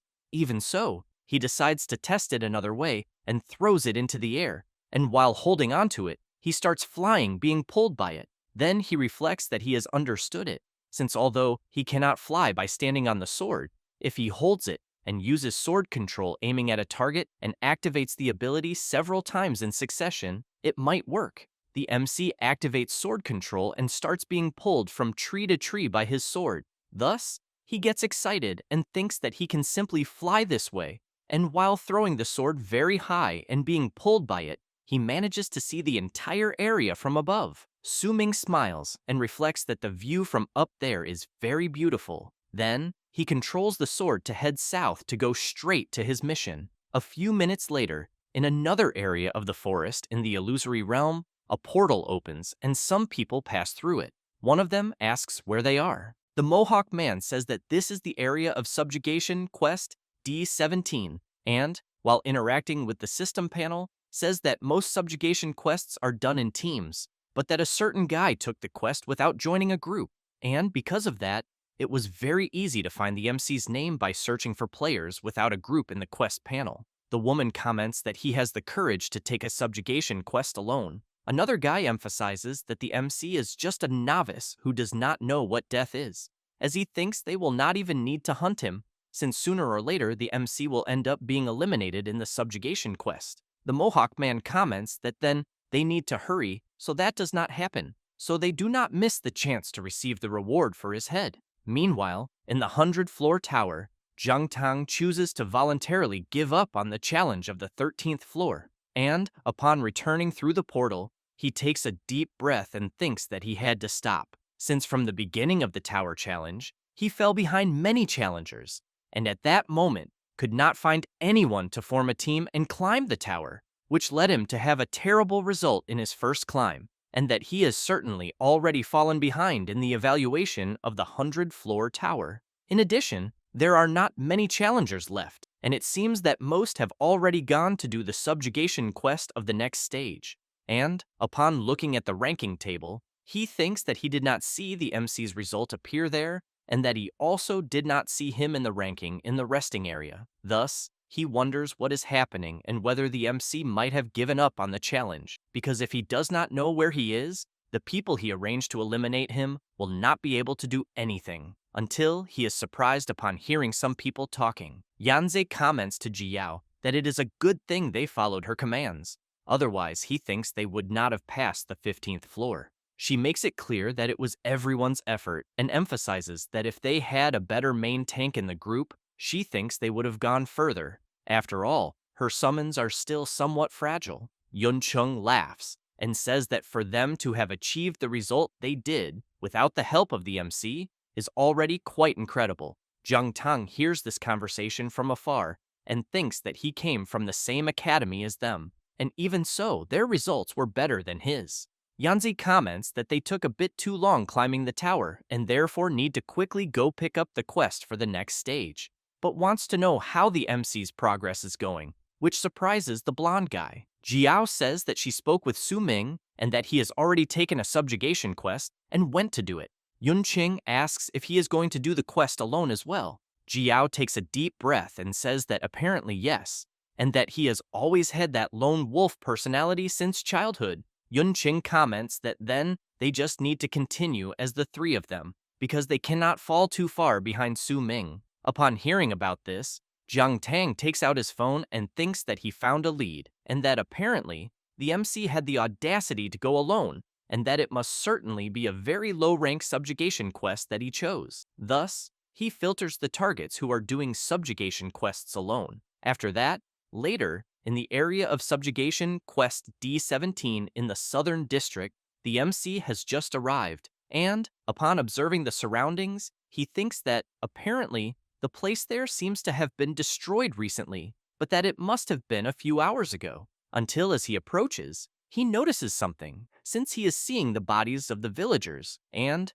judging by the bodies, he thinks it was a village of beastmen. Then, he examines the bodies and sees a corrosive liquid on them, and concludes that it must be the cause of death. In addition, he is sensing a smell of rot, and that it is definitely snake venom. Then he knows that this proves his target is nearby, since the smell of blood is mixed with another very strong odor, and when he looks to the side, he thinks it is coming from the direction he is facing. Thus, he decides to go after it to check and ends up coming across a pile of foul-smelling feces. Su Ming immediately covers his nose and concludes that the smell is coming from that, and that it is no wonder it is so strong. But he knows that it confirms the target is getting closer and closer, but he wonders what the size of this python king must be, until he hears a noise coming from one of the trees to his left. Then, he activates his sword control ability and while throwing it, shouts asking who or what is hiding behind the tree. Then, he becomes quite surprised, since a feline-type creature jumps out asking him not to come closer, as her claws are very sharp. Su Ming tries to understand what is happening, until he turns and thinks that it can only be a pet, which makes the creature furious, saying that she is not a pet. The creature in question is from the cat tribe, is level 3, and is of the assassin class, possessing 9 points in strength, 9 in constitution, 27 in agility, 9 in spirit, and 9 in luck.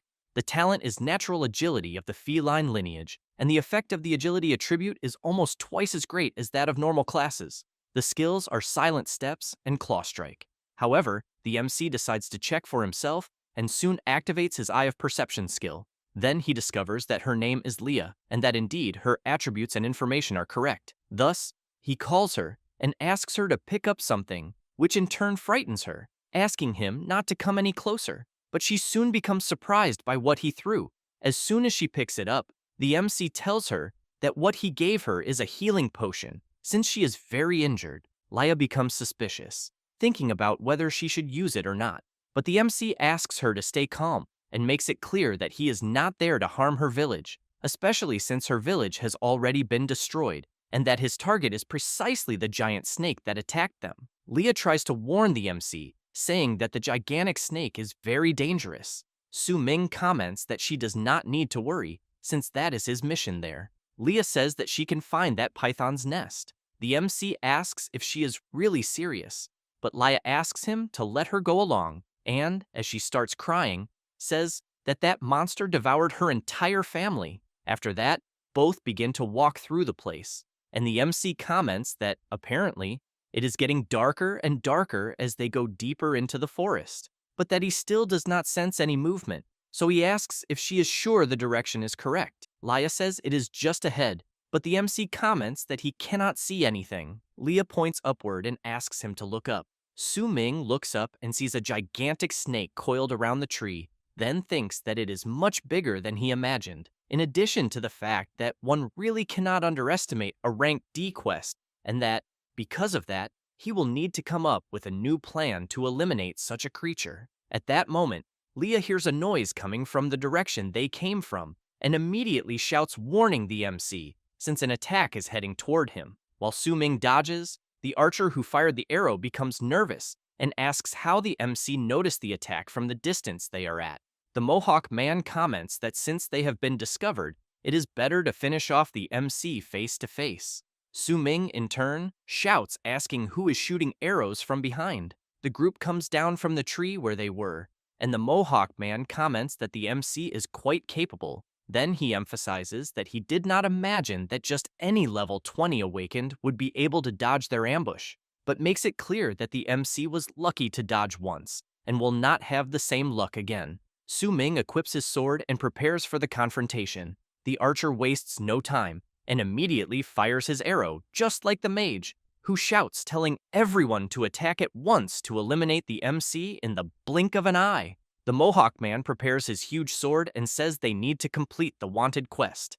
And while the arrow and the fireball head toward the MC, the Mohawk man prepares his sword to attack. Su Ming dodges the arrows first, but the mage asks if he will also be able to dodge her magic. The MC waits for the fireball to get closer, and then, with his sword, tries to withstand the attack and ends up taking some damage, until he notices the warrior rushing toward him, and, when trying to block the attack, he is violently thrown into one of the trees. The Mohawk man laughs and asks if that is all the MC has to show. The archer comments that he cannot believe that guy hired them just to eliminate a kid. The mage says she was wondering what kind of tough guy would dare to challenge a rank D subjugation quest alone, but that in the end, apparently, he is just an ignorant novice who picked any mission. While Leah is hiding, the Mohawk man comments that they spent so much time trying to track the MC and that, because of that, he should consider what they are doing as a lesson before being eliminated. Su Ming, with less than half of his HP, asks if before being eliminated, they can say who sent them, because at least he will die knowing why. The warrior approaches the MC and says that for someone who is going to be eliminated, it costs nothing to tell. So he says it was the son of the Zhang family. That said, he prepares his attack and then lands a powerful slash directly on the MC.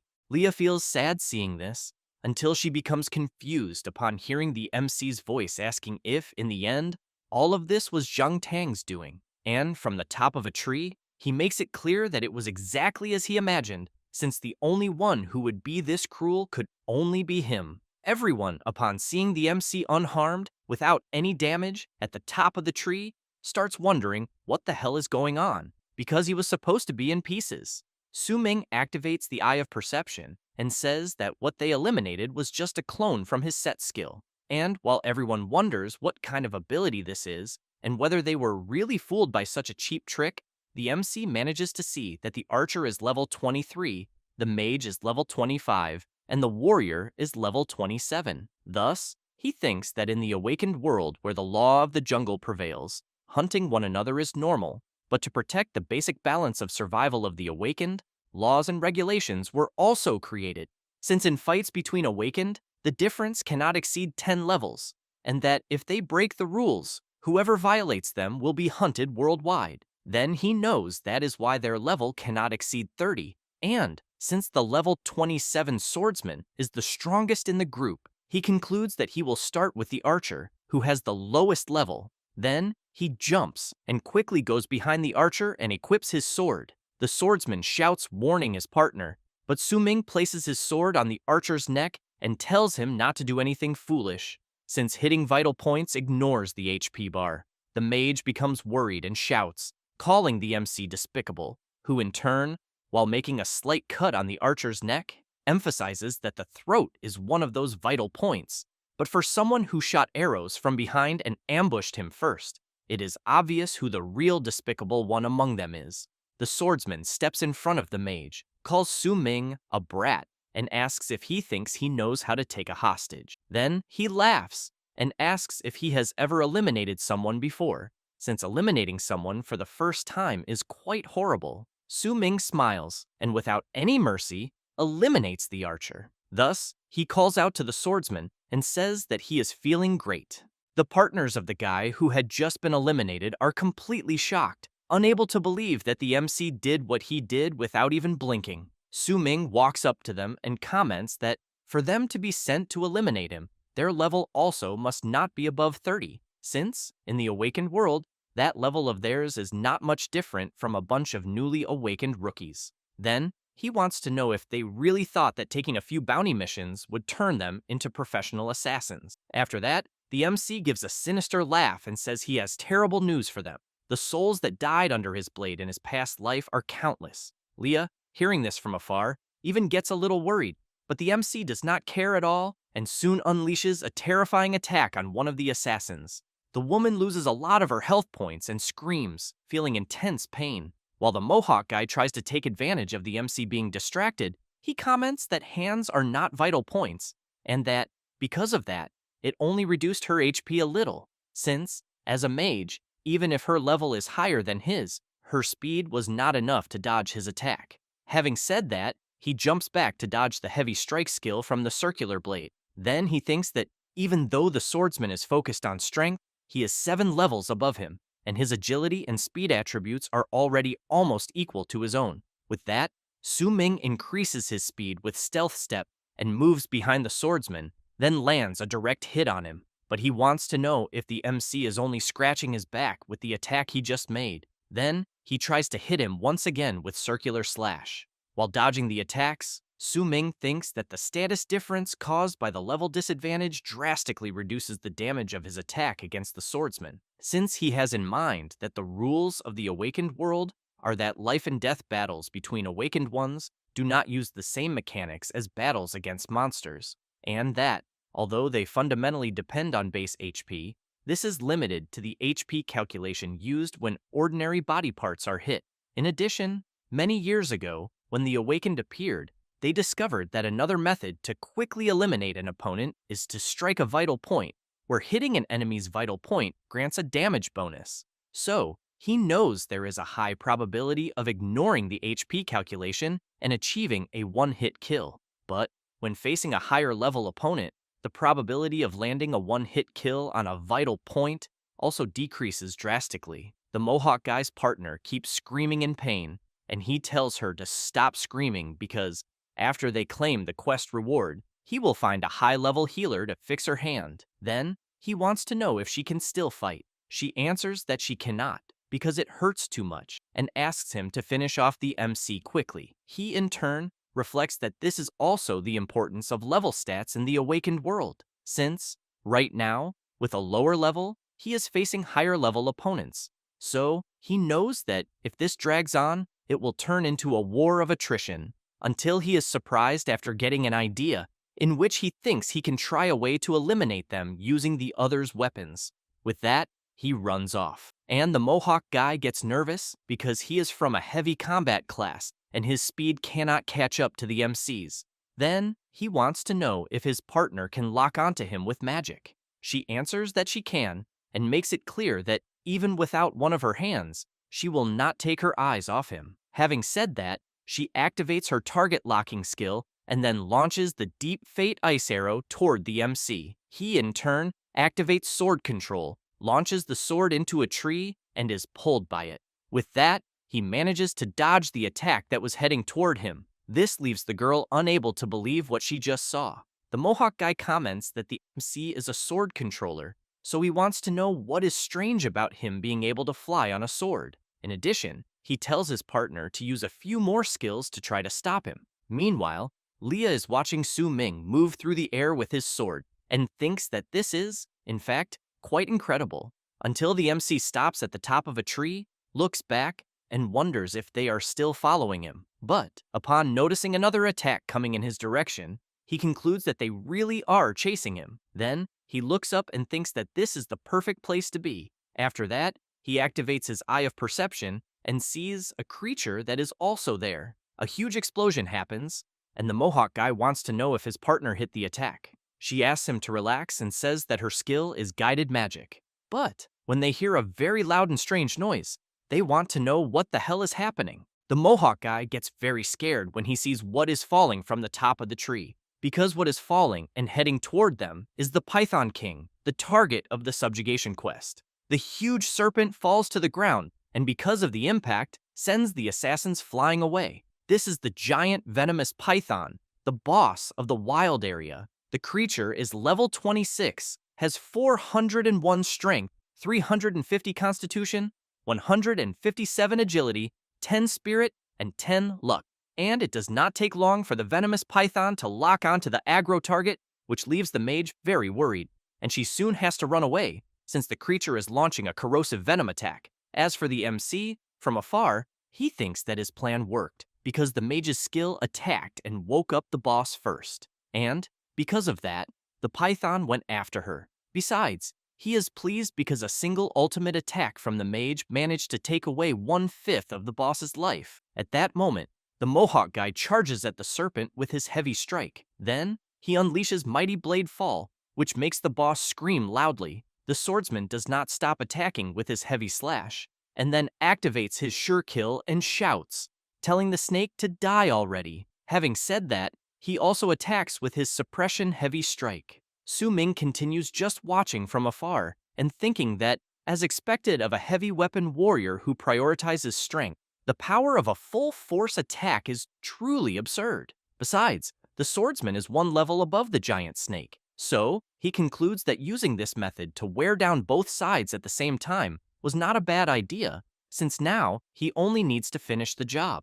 The mage tries to freeze the serpent and comments that, from the looks of it, she is safe for the moment, but she turns around in fear when she hears the MC telling her not to celebrate too early. With that, Su Ming unleashes several attacks on the mage and makes it clear that she forgot he was still there. The Mohawk guy gets worried when he realizes that the MC, in the end, ended up ambushing them, but as soon as he lets his guard down for a brief moment, the python takes advantage of the chance and catches the swordsman in its mouth. Su Ming comments that he thinks by now the Mohawk guy should have realized it. He, in turn, while trying not to be eaten, curses the MC. Su Ming emphasizes that it is horrible to be attacked from behind. Having said that, he equips his new sword and points out that launching a surprise attack is something extremely distressing. But he emphasizes that, thanks to the swordsman's help, the giant snake's HP is already down to 1/3. Besides, its scales were also broken by his heavy strike moments earlier. So, because of that, the snake's resistance to attacks dropped quite a lot, and he did not need to lift a single finger. The swordsman gets nervous when he hears this, but ends up being attacked from behind by the MC's sword control, while the MC, in turn, takes advantage of the same attack and lands a direct hit in the middle of the python's mouth. After the dust settles, Leah, still hidden, is very surprised since she is seeing the huge snake completely defeated in front of Su Ming. He looks at the system and thinks that, from the looks of it, the rewards are not bad at all. Leah starts crying and thinking that the MC really avenged her. At that moment, a guy appears at the top of a tree, commenting that this D-rank subjugation quest must have some pretty good rewards. Su Ming turns around, wanting to know who the person who just appeared is.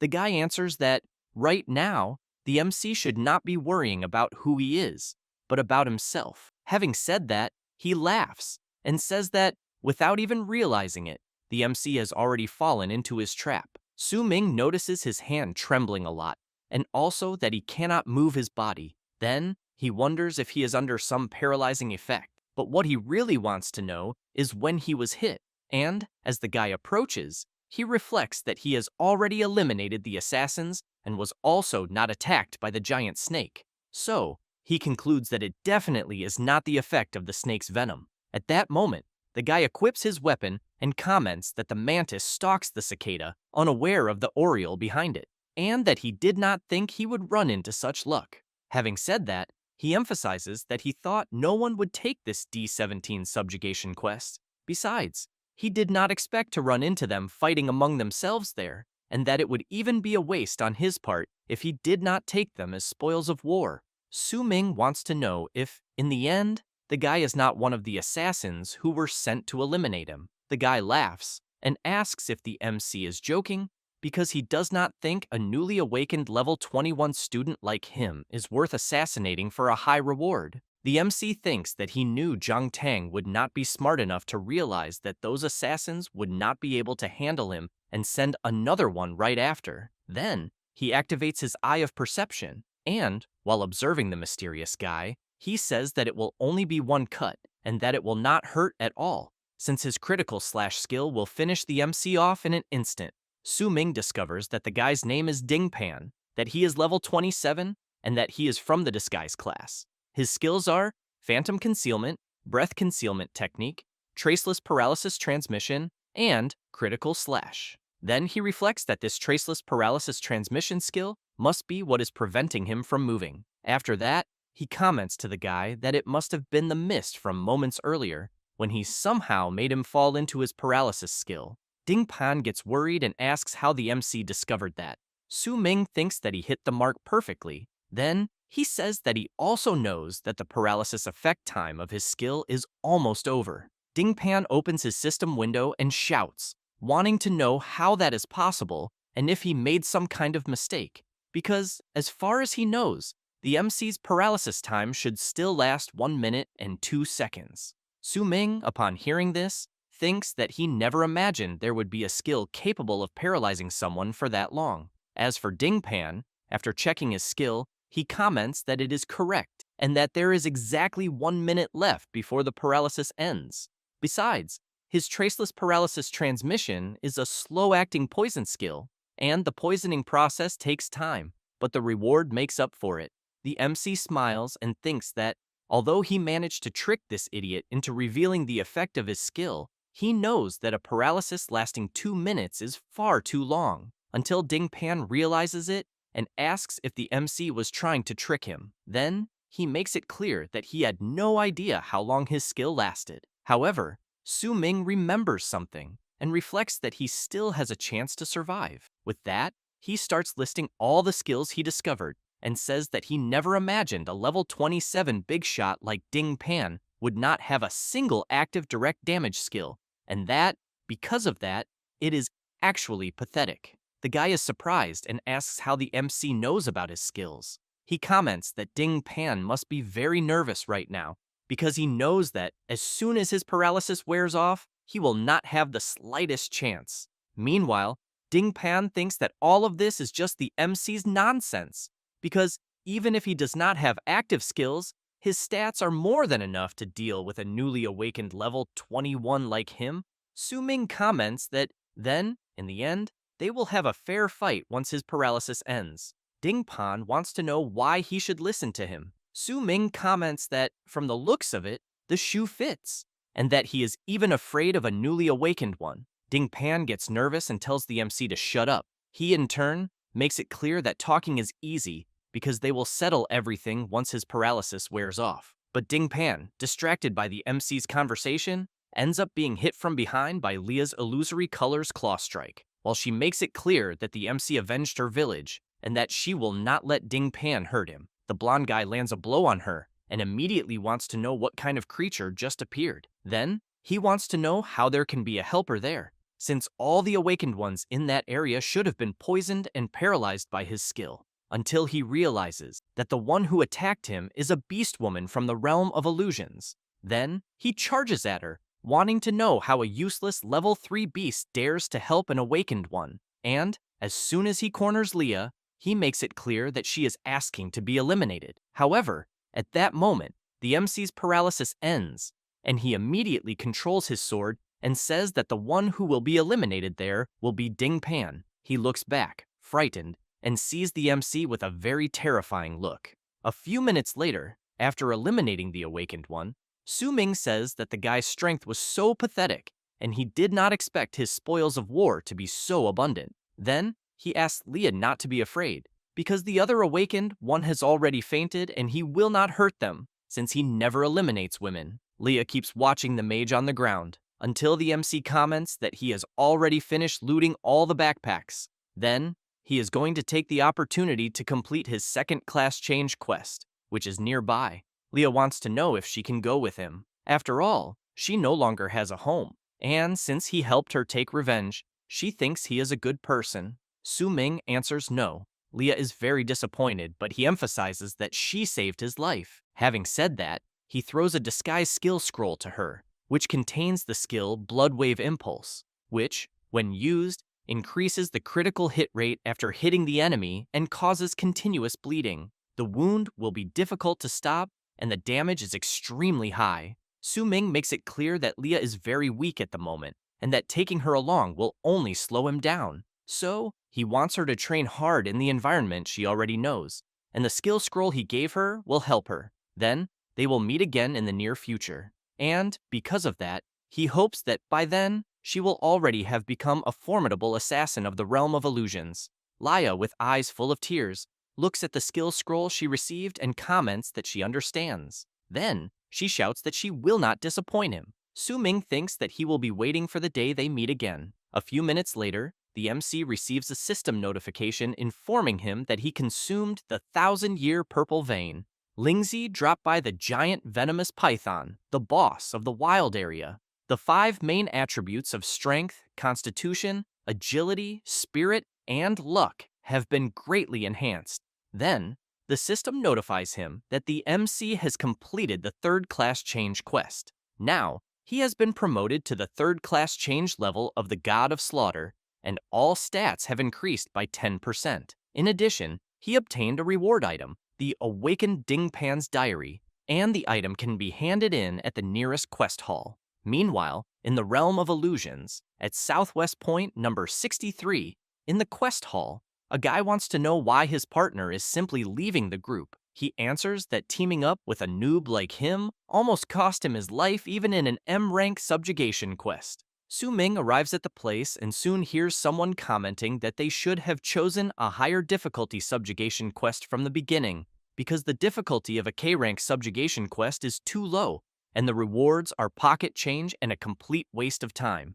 The MC thinks that, from the looks of it, many people have already finished the subjugation quest and returned, until the awakened ones are surprised to see Miss Mo-mei there and comment that her team successfully completed an F-rank subjugation quest. She, on the phone, asks Bai Yi to remember to contact her before the next quest. However, Mo-mei ends up disappointed when she sees that the guy hung up on her before she even finished speaking. And, even after they successfully completed the subjugation quest, he still has the same cold attitude. Then, she becomes intrigued when she hears the awakened ones shouting and pointing ahead. The awakened ones say that someone completed a D-rank subjugation quest. And, as soon as they approach the board, they become certain that someone completed a D-rank subjugation quest. The person in question is the MC, since he has just reported the completion of his quest. However, the surprises are not over yet, because the panel is showing that he obtained a superior diamond-grade reward. Mo-mei cannot believe what she is seeing, and, while carefully observing the MC, she really wants to know who the hell he is and what he did. Su Ming is looking at Dingpan's traceless paralysis transmission skill, where, by constantly using environmental mediums such as rainwater, mist, sandstorms, and others, it corrodes and conducts energy that paralyzes the enemy. The conduction time is determined by the range of the environment, varying from half an hour to 2 hours. When an enemy is exposed to the paralyzing medium in the space for long enough, they will enter a state of paralysis for almost 2 minutes, unable to move. Su Ming reflects that, although it requires an extremely long preparation time, a paralysis effect that lasts 2 minutes is truly insane. Besides, it is no wonder that guy's attack skills are so weak, but even so, he managed to successfully eliminate so many challengers, since he is looking at the list in his diary. And, as a result, this also made Dingpan a C-rank bounty hunter, until he discovers that, in fact, the guy is a diamond-grade hunter, and, since he eliminated him, he received a diamond-grade quest reward, which is higher than the platinum-grade reward from the D-rank subjugation quest. However, he knows that the most troublesome part is that this attracted a crowd, so he knows that this is exactly what he hates the most, and is feeling completely uncomfortable. Mo-mei hears some of the awakened ones accusing the MC of cheating and even using some kind of cheat. Others comment that the Heavenly Tower Hunters Association was created by the authorities of the Dragon Country and that their supervision is extremely strict and even supreme rules are involved. So, there would be no way for the MC to do anything to cheat. Su Ming asks everyone to listen carefully and makes it clear that he did not use any cheat, but the awakened ones want him to tell them how he managed to get a diamond evaluation. The MC gets worried and thinks that if he says he was lucky enough to run into a C-rank bounty hunter and eliminated him to get the diamond reward, the awakened ones would not believe him either. Then he says that he only exploited a loophole, since he has in mind that he will have to use the experience from his past life to try to fool everyone. With that, Su Ming says that the method is very simple, in which they only need to take a subjugation quest at the maximum difficulty limit of their current level and select the solo door subjugation option. The awakened ones immediately want to know what the hell maximum difficulty means and what he means by solo subjugation. The MC asks everyone to let him finish speaking. Then, he emphasizes that a solo subjugation quest is definitely very difficult, but the premise is to take a high-level subjugation quest, since, in high-level quests, they will definitely find much higher-level challengers in a team doing the quest. Then, they only need to blend in with them and follow the main group to eliminate the subjugation target. That way, they will be carried and get the score from the solo subjugation quest they accepted. But the only pity is that the reward settlement will be proportional to their contribution. However, the evaluation score can be inflated, just like he did. The awakened ones want to know if this really works, and how many people the MC leached from in the subjugation quest. He raises his finger and says it was 100 people, which leaves the awakened ones very surprised. But they soon start laughing a lot at the MC and comment that, in the end, he is just a coward who was carried by a team of 100 people. Besides, they think his reward probably was not much different from getting nothing at all. Su Ming leaves, saying that by using the same method, going solo to be carried in high-level players' bounty quests, and slowly accumulating points, it will be possible to get a diamond evaluation. The awakened ones keep laughing and commenting that they thought the MC was super incredible. He, in turn, thinks that as long as they are all happy, everything will be fine, since he does not want them to cause a commotion or confusion. But before the MC leaves, the awakened ones ask him to tell them which team of experts he latched onto, because they want to be carried by them too. Su Ming says it was the expert they were discussing at the beginning, the awakened Shen Bai Yi. Mo Mei is very surprised to hear that name. Then, she thinks the MC is lying, so, before he leaves, she asks him to wait. Su Ming wants to know what happened, since he already explained the method. She goes up to him and says that he is lying. Then, she wants to know if he really completed the D-rank subjugation quest and ended up receiving the diamond evaluation reward. Su Ming answers that he is not lying and asks her to stop bothering him. Mo Mei takes out her phone and asks him to tell the truth, because she is willing to give him 100,000 advent coins in exchange for the information. Su Ming looks at the amount on her phone, but turns around and says that he needs to leave. Having said that, he emphasizes that the two of them do not know each other and that he will not simply accept her 100,000 advent coins for no reason. She shouts, introducing herself, and then asks if he can at least tell her his name. Su Ming leaves without saying anything. Mo Mei thinks that she never imagined there would be an expert willing to hide his strength the way the MC just did, because his personality is even a little similar to Bai Yi's, and that the awakened students of that year are really very interesting. After that, already in the real world, the MC arrives at his house and thinks that eliminating some of Zhang Tang's assassins may have already attracted attention, so he needs to pay attention to his safety lately, since most of the awakened students in his class have already moved out of the campus dormitories, and that the most dangerous place may be the safest place. If he continues living there, he thinks Zhang Tang probably will not suspect anything, until he notices a message from Jiao, and, upon opening it, he sees that her group successfully formed a team and completed a G-rank subjugation quest, and that, in fact, the messages in their group chat are very lively. Then, he reflects that he is the only one in the group who did not truly participate, and that this cold personality of his has not changed much from his past life until now. But he knows that this is why he often ends up not matching the enthusiasm Ji Yao has for him. At that moment, the MC receives a message from Yun Chung. He gets worried, wondering if something could have happened, until he is very surprised, since, in the message, Yun Chung is saying that because he saved her life in the dungeon, her father said that he insists on giving him a gift, so she hopes he will not refuse it no matter what. With that, Su Ming receives the golden sword, a weapon of extremely high value, but whose practical usefulness is average. The MC gets out of bed right away and is completely impressed when he sees that it is literally a golden sword.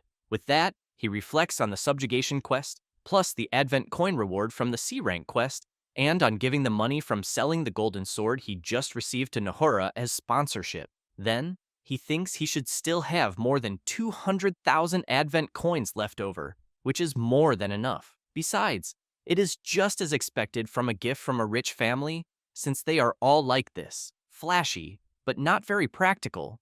However, the MC is intrigued by the name Jiang Yongli. Then, he realizes that he remembers that name, since, in his past life, the news of his death caused a lot of discussion. He does not remember the cause of death, but if his memory is not failing him, it was a few months after he awakened. Besides, Yun Qing from his past life must have suffered a lot at that time. But for someone like him, who has been an orphan since childhood, this kind of feeling is really very difficult to understand and empathize with. Meanwhile, at the Department of Affairs of the Dragon Country, someone knocks on the door, and some people inside ask the other person to come in.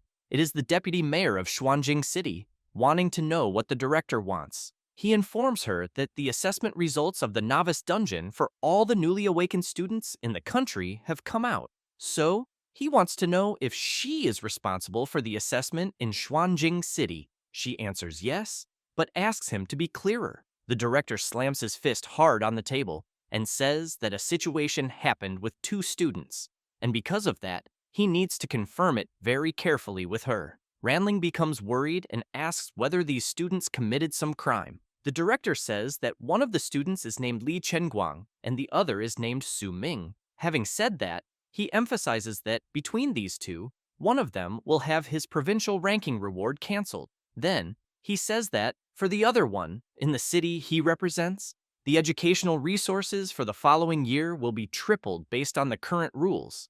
Ranling wants to know whether Su Ming committed some serious mistake somewhere. The director gets up from his chair without saying anything, which makes the deputy mayor even more worried, saying that, at first, the MC's class was sword controller, and that she also did not have much faith in him at the beginning, but she did not expect him to be able to eliminate the hidden boss of the novice dungeon so quickly and take first place. So, she thinks this is something the province had not seen in many years. Because of that, she made an exception and gave a few more spots to the Heavenly Tower Council. Besides, as deputy mayor, she also needs to boost the distribution of resources in her city. After all, Xuanjing ranks last every year, but she emphasizes that she was not abusing her power because she would never have imagined that the MC would commit a future mistake capable of bothering even the director. This is Wen Tianlei, director of the Special Abilities Security Agency, who shouts at the deputy mayor, saying that she guessed everything wrong.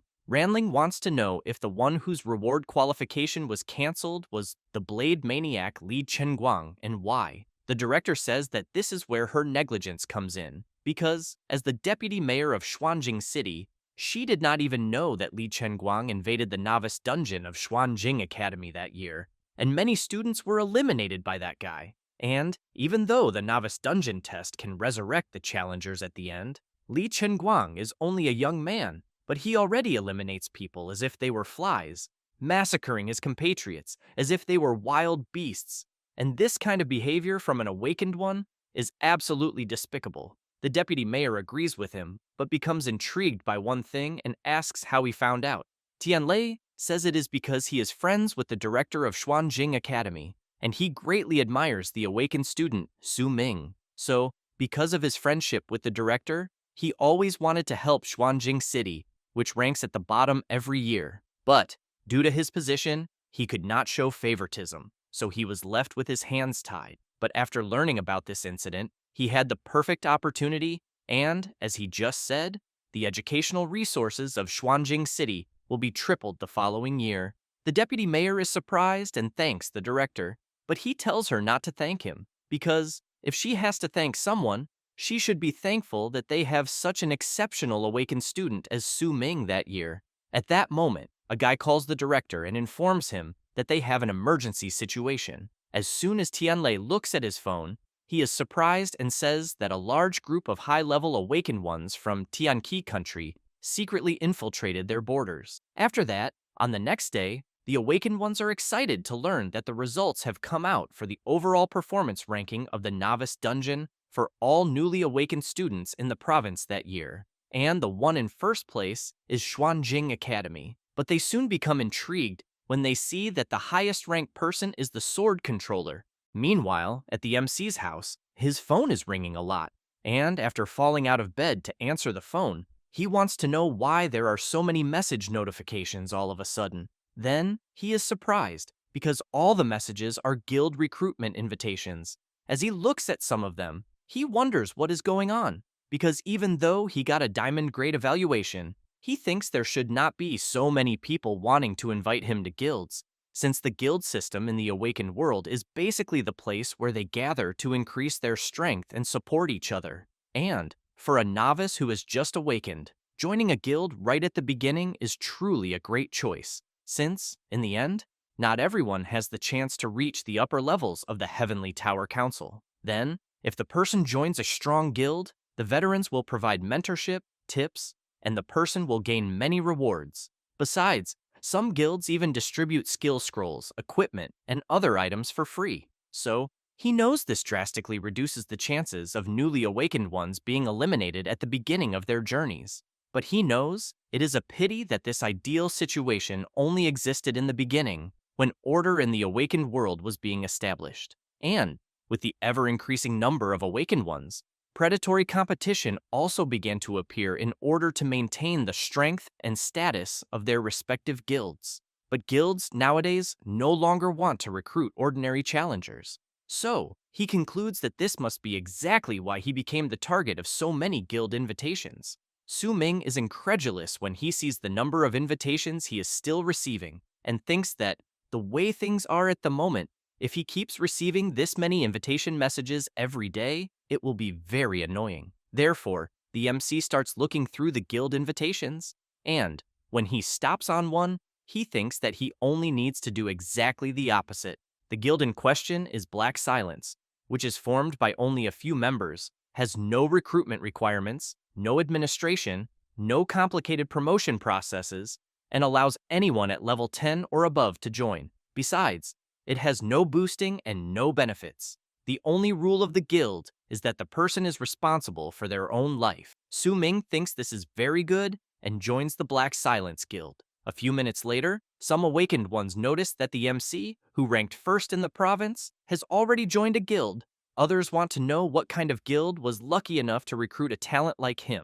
Then they are very surprised and immediately want to know why the MC would choose to join such a trash guild. While the awakened ones keep trying to understand, Su Ming hears them talking and thinks that the provincial results of that novice dungeon have already been announced. So, he knows it is no wonder there were so many invitation messages early in the morning. But, fortunately, he obtained an interchangeable title in the Tower of 100 Layers earlier, since he managed to modify the information on his guild search profile. Now, he is using God of Slaughter as his search alias. Then, he reflects that, with a guild and this title replacing his name, he will no longer be chased by people. But, as for the Black Silence Guild emblem, the design looks very good, and a guild with no rules and no activities like this is the most suitable for someone like him, who likes to act like a lone wolf. Besides, there is another benefit to joining a guild, since it is precisely being able to accept some missions that can only be accepted through the guild system.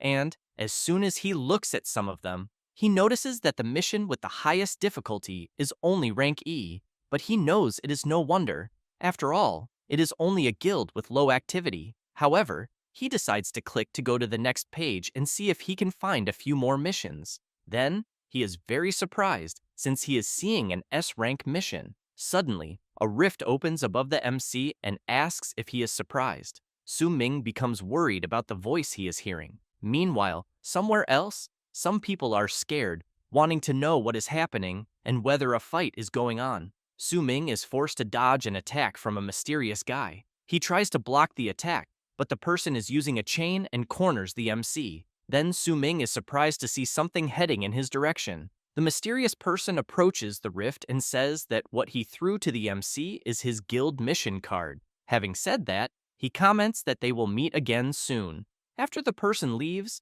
the MC looks at the card with intrigue.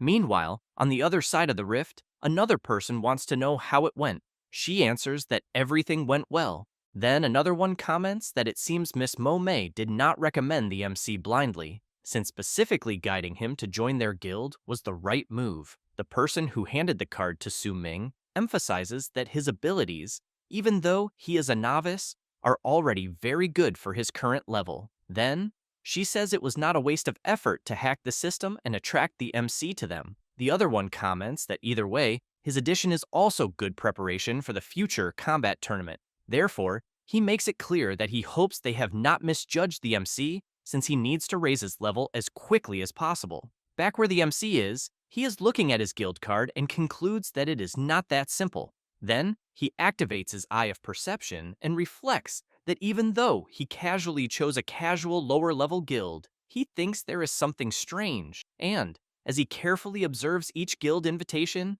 he tries to look for something wrong, until he reaches the Black Silence Guild invitation and sees a trace of an unidentified ability from the recognized challenger. Therefore, Su Ming concludes that someone used the power of an awakened one to guide him into joining the guild he joined. Then, the MC wonders whether these people are trying to kidnap him. Su Ming thinks about leaving the guild, but soon remembers how the mysterious person appeared out of nowhere and the way she fought. Then, he smiles and cancels his departure from the guild. At that moment, the people around comment that they called the police and report that there was a fight there a few minutes ago, since casual fights in the real world are not allowed. However, it seems the attackers have already fled. While running through the city, Su Ming thinks that he will stay in this guild because he wants to see what these people are planning. And, as soon as he uses his guild mission card, he sees several purchasable guild mission challenges, until he decides to select the D-rank dungeon, the Corpse Sea Ice Nest.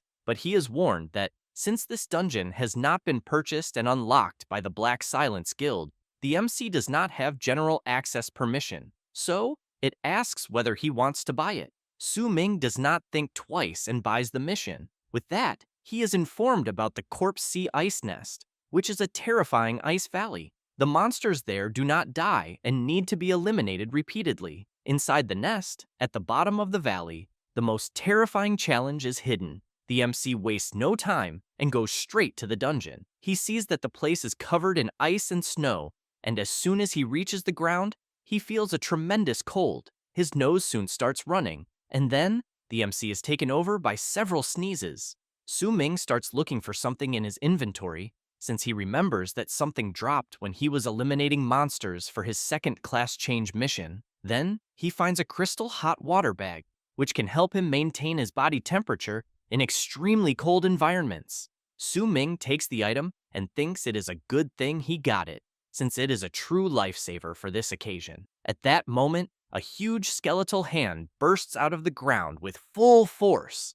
The MC hears the noise and quickly needs to move to avoid being hit. The creature that just appeared is a level 22 ice undead. Su Ming grabs his sword and thinks that he was almost eliminated by surprise by the creature. Then he activates the Eye of Perception and sees the characteristics of the ice undead, in which the creature has an immortal body talent, and its skills are corpse rending, strike, and undead nerves. Su Ming takes a closer look at the immortal body talent and discovers that, after death, the corpse's bones will gradually reconstruct themselves and return to life. After that, the MC charges forward and, when delivering the first attack, thinks that he witnessed this creature's talent in his past life. So, he knows that the destroyed parts can recover quickly, but only as long as it is before the monster has fully recovered. Therefore, he delivers a powerful attack to the ice undead's back and shouts, saying that he has a way to completely annihilate it.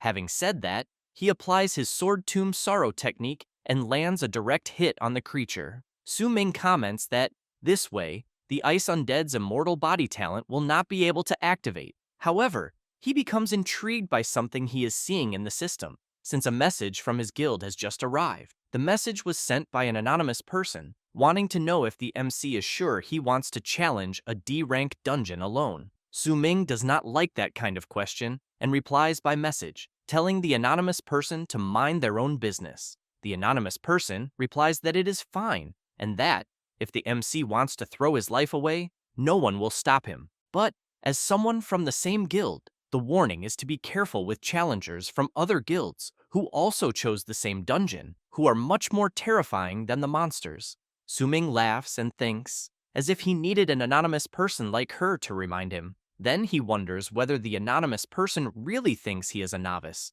because in the rules of guild mission dungeons, the same dungeon is a public area for challenges from several guilds. Therefore, open conflicts and hidden fights frequently occur between guilds in the same dungeon. Situations that end up leading to casual confrontations are everywhere. Thus, to reduce encounters with rival guilds for their own members, they usually find out which other guilds are challenging the same dungeon at the same time when selecting a dungeon, in which basically everyone communicates. If they encounter a rival guild, they can also increase the number of people teaming up from their own guild to keep up appearances and mitigate hostility. However, Su Ming has in mind that for him, at the moment, doing a solo challenge, it makes sense that they would remind him, since this shows that the members of the guild he is in still have a bit of a human touch. Therefore, the MC continues his walk, but he soon hears the irritating spawning sound again. Then Su Ming looks around and realizes that this time, several appeared at the same time. So, he equips his sword and, as he gets ready, asks them all to attack him already, since he will use them to level up. A few hours later, a guy is telling another not to be afraid, since joining the lawless guild is the smartest choice he could make, and that on that day, a team of level 30 or higher players will take him to complete the D-rank dungeon, and there definitely will not be any risks. The novice thanks the squad leader for being willing to guide a novice. However, they all end up surprised, since they are seeing several bodies of ice undead piled on top of each other. Besides, they think that, judging by the number of monster corpses in the pile, the team that did this must be huge. Meanwhile, Su Ming is reflecting on the guild's D-rank dungeon, because, as the name suggests, it is a dungeon environment in the ice fields, completely permeated by undead creatures. And the dungeon in question still operates in the same mode as the novice dungeon, in which it offers two directional choices, where the first, of course, is to defeat the final boss or the hidden boss of the Supreme Challenge objective. However, for most challengers, they often choose the second method, since, in order to gain a relatively higher contribution value during the dungeon challenge, after leaving the dungeon, the person can receive more experience and corresponding rewards. So, he knows that he fits precisely into the latter category, because in order to gain more level-up experience, he chose the guild mission for this dungeon. Besides, he knows that a guild dungeon is inherently an open area. Therefore, as long as a person chooses to challenge the same dungeon mission, they will share the same dungeon space. Therefore, there are players of various levels and teams from several guilds inside the dungeon, and this also results in the emergence of a unique mechanism within the guild dungeon area, which is different from the outside world, the so-called elastic level mechanism, where challengers of a certain level will trigger the appearance of monsters whose level difference does not exceed 3 levels, and, in the case of a multiplayer team, the monsters will appear based on the average level of the highest level challengers in the squad. And, because of this mechanism, the monsters that appeared when he encountered them are in the level 20 to 22 range. The elastic mechanism ensures fair competition between challengers of different levels from several guilds in this public area. At that moment, while the MC walks through the place, something catches his attention, since he is seeing several awakened ones below where he is.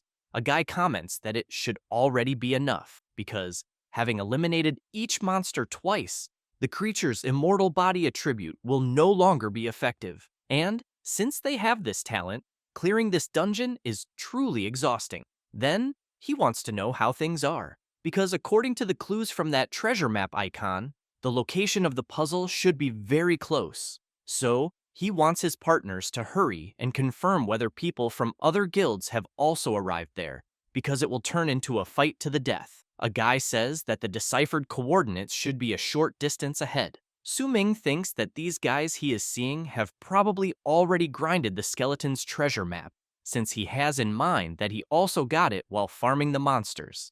And from the looks of it, it seems that the item's drop rate is not low at all. Then, he activates the Eye of Perception and reflects that directly facing a team composed of members above level 30 is impossible. But, since they have already deciphered the treasure's location, there is no harm in following them and looking for an opportunity. A few minutes later, the awakened ones end up finding the place where the treasure chest is. However, they become intrigued, wanting to know how they are going to open it. Then something begins to react in the treasure, and they receive a warning informing them that they will unravel the secret of the ice fields. But they need to choose between the illuminated place or the secret place. Everyone becomes confused, trying to understand what this means.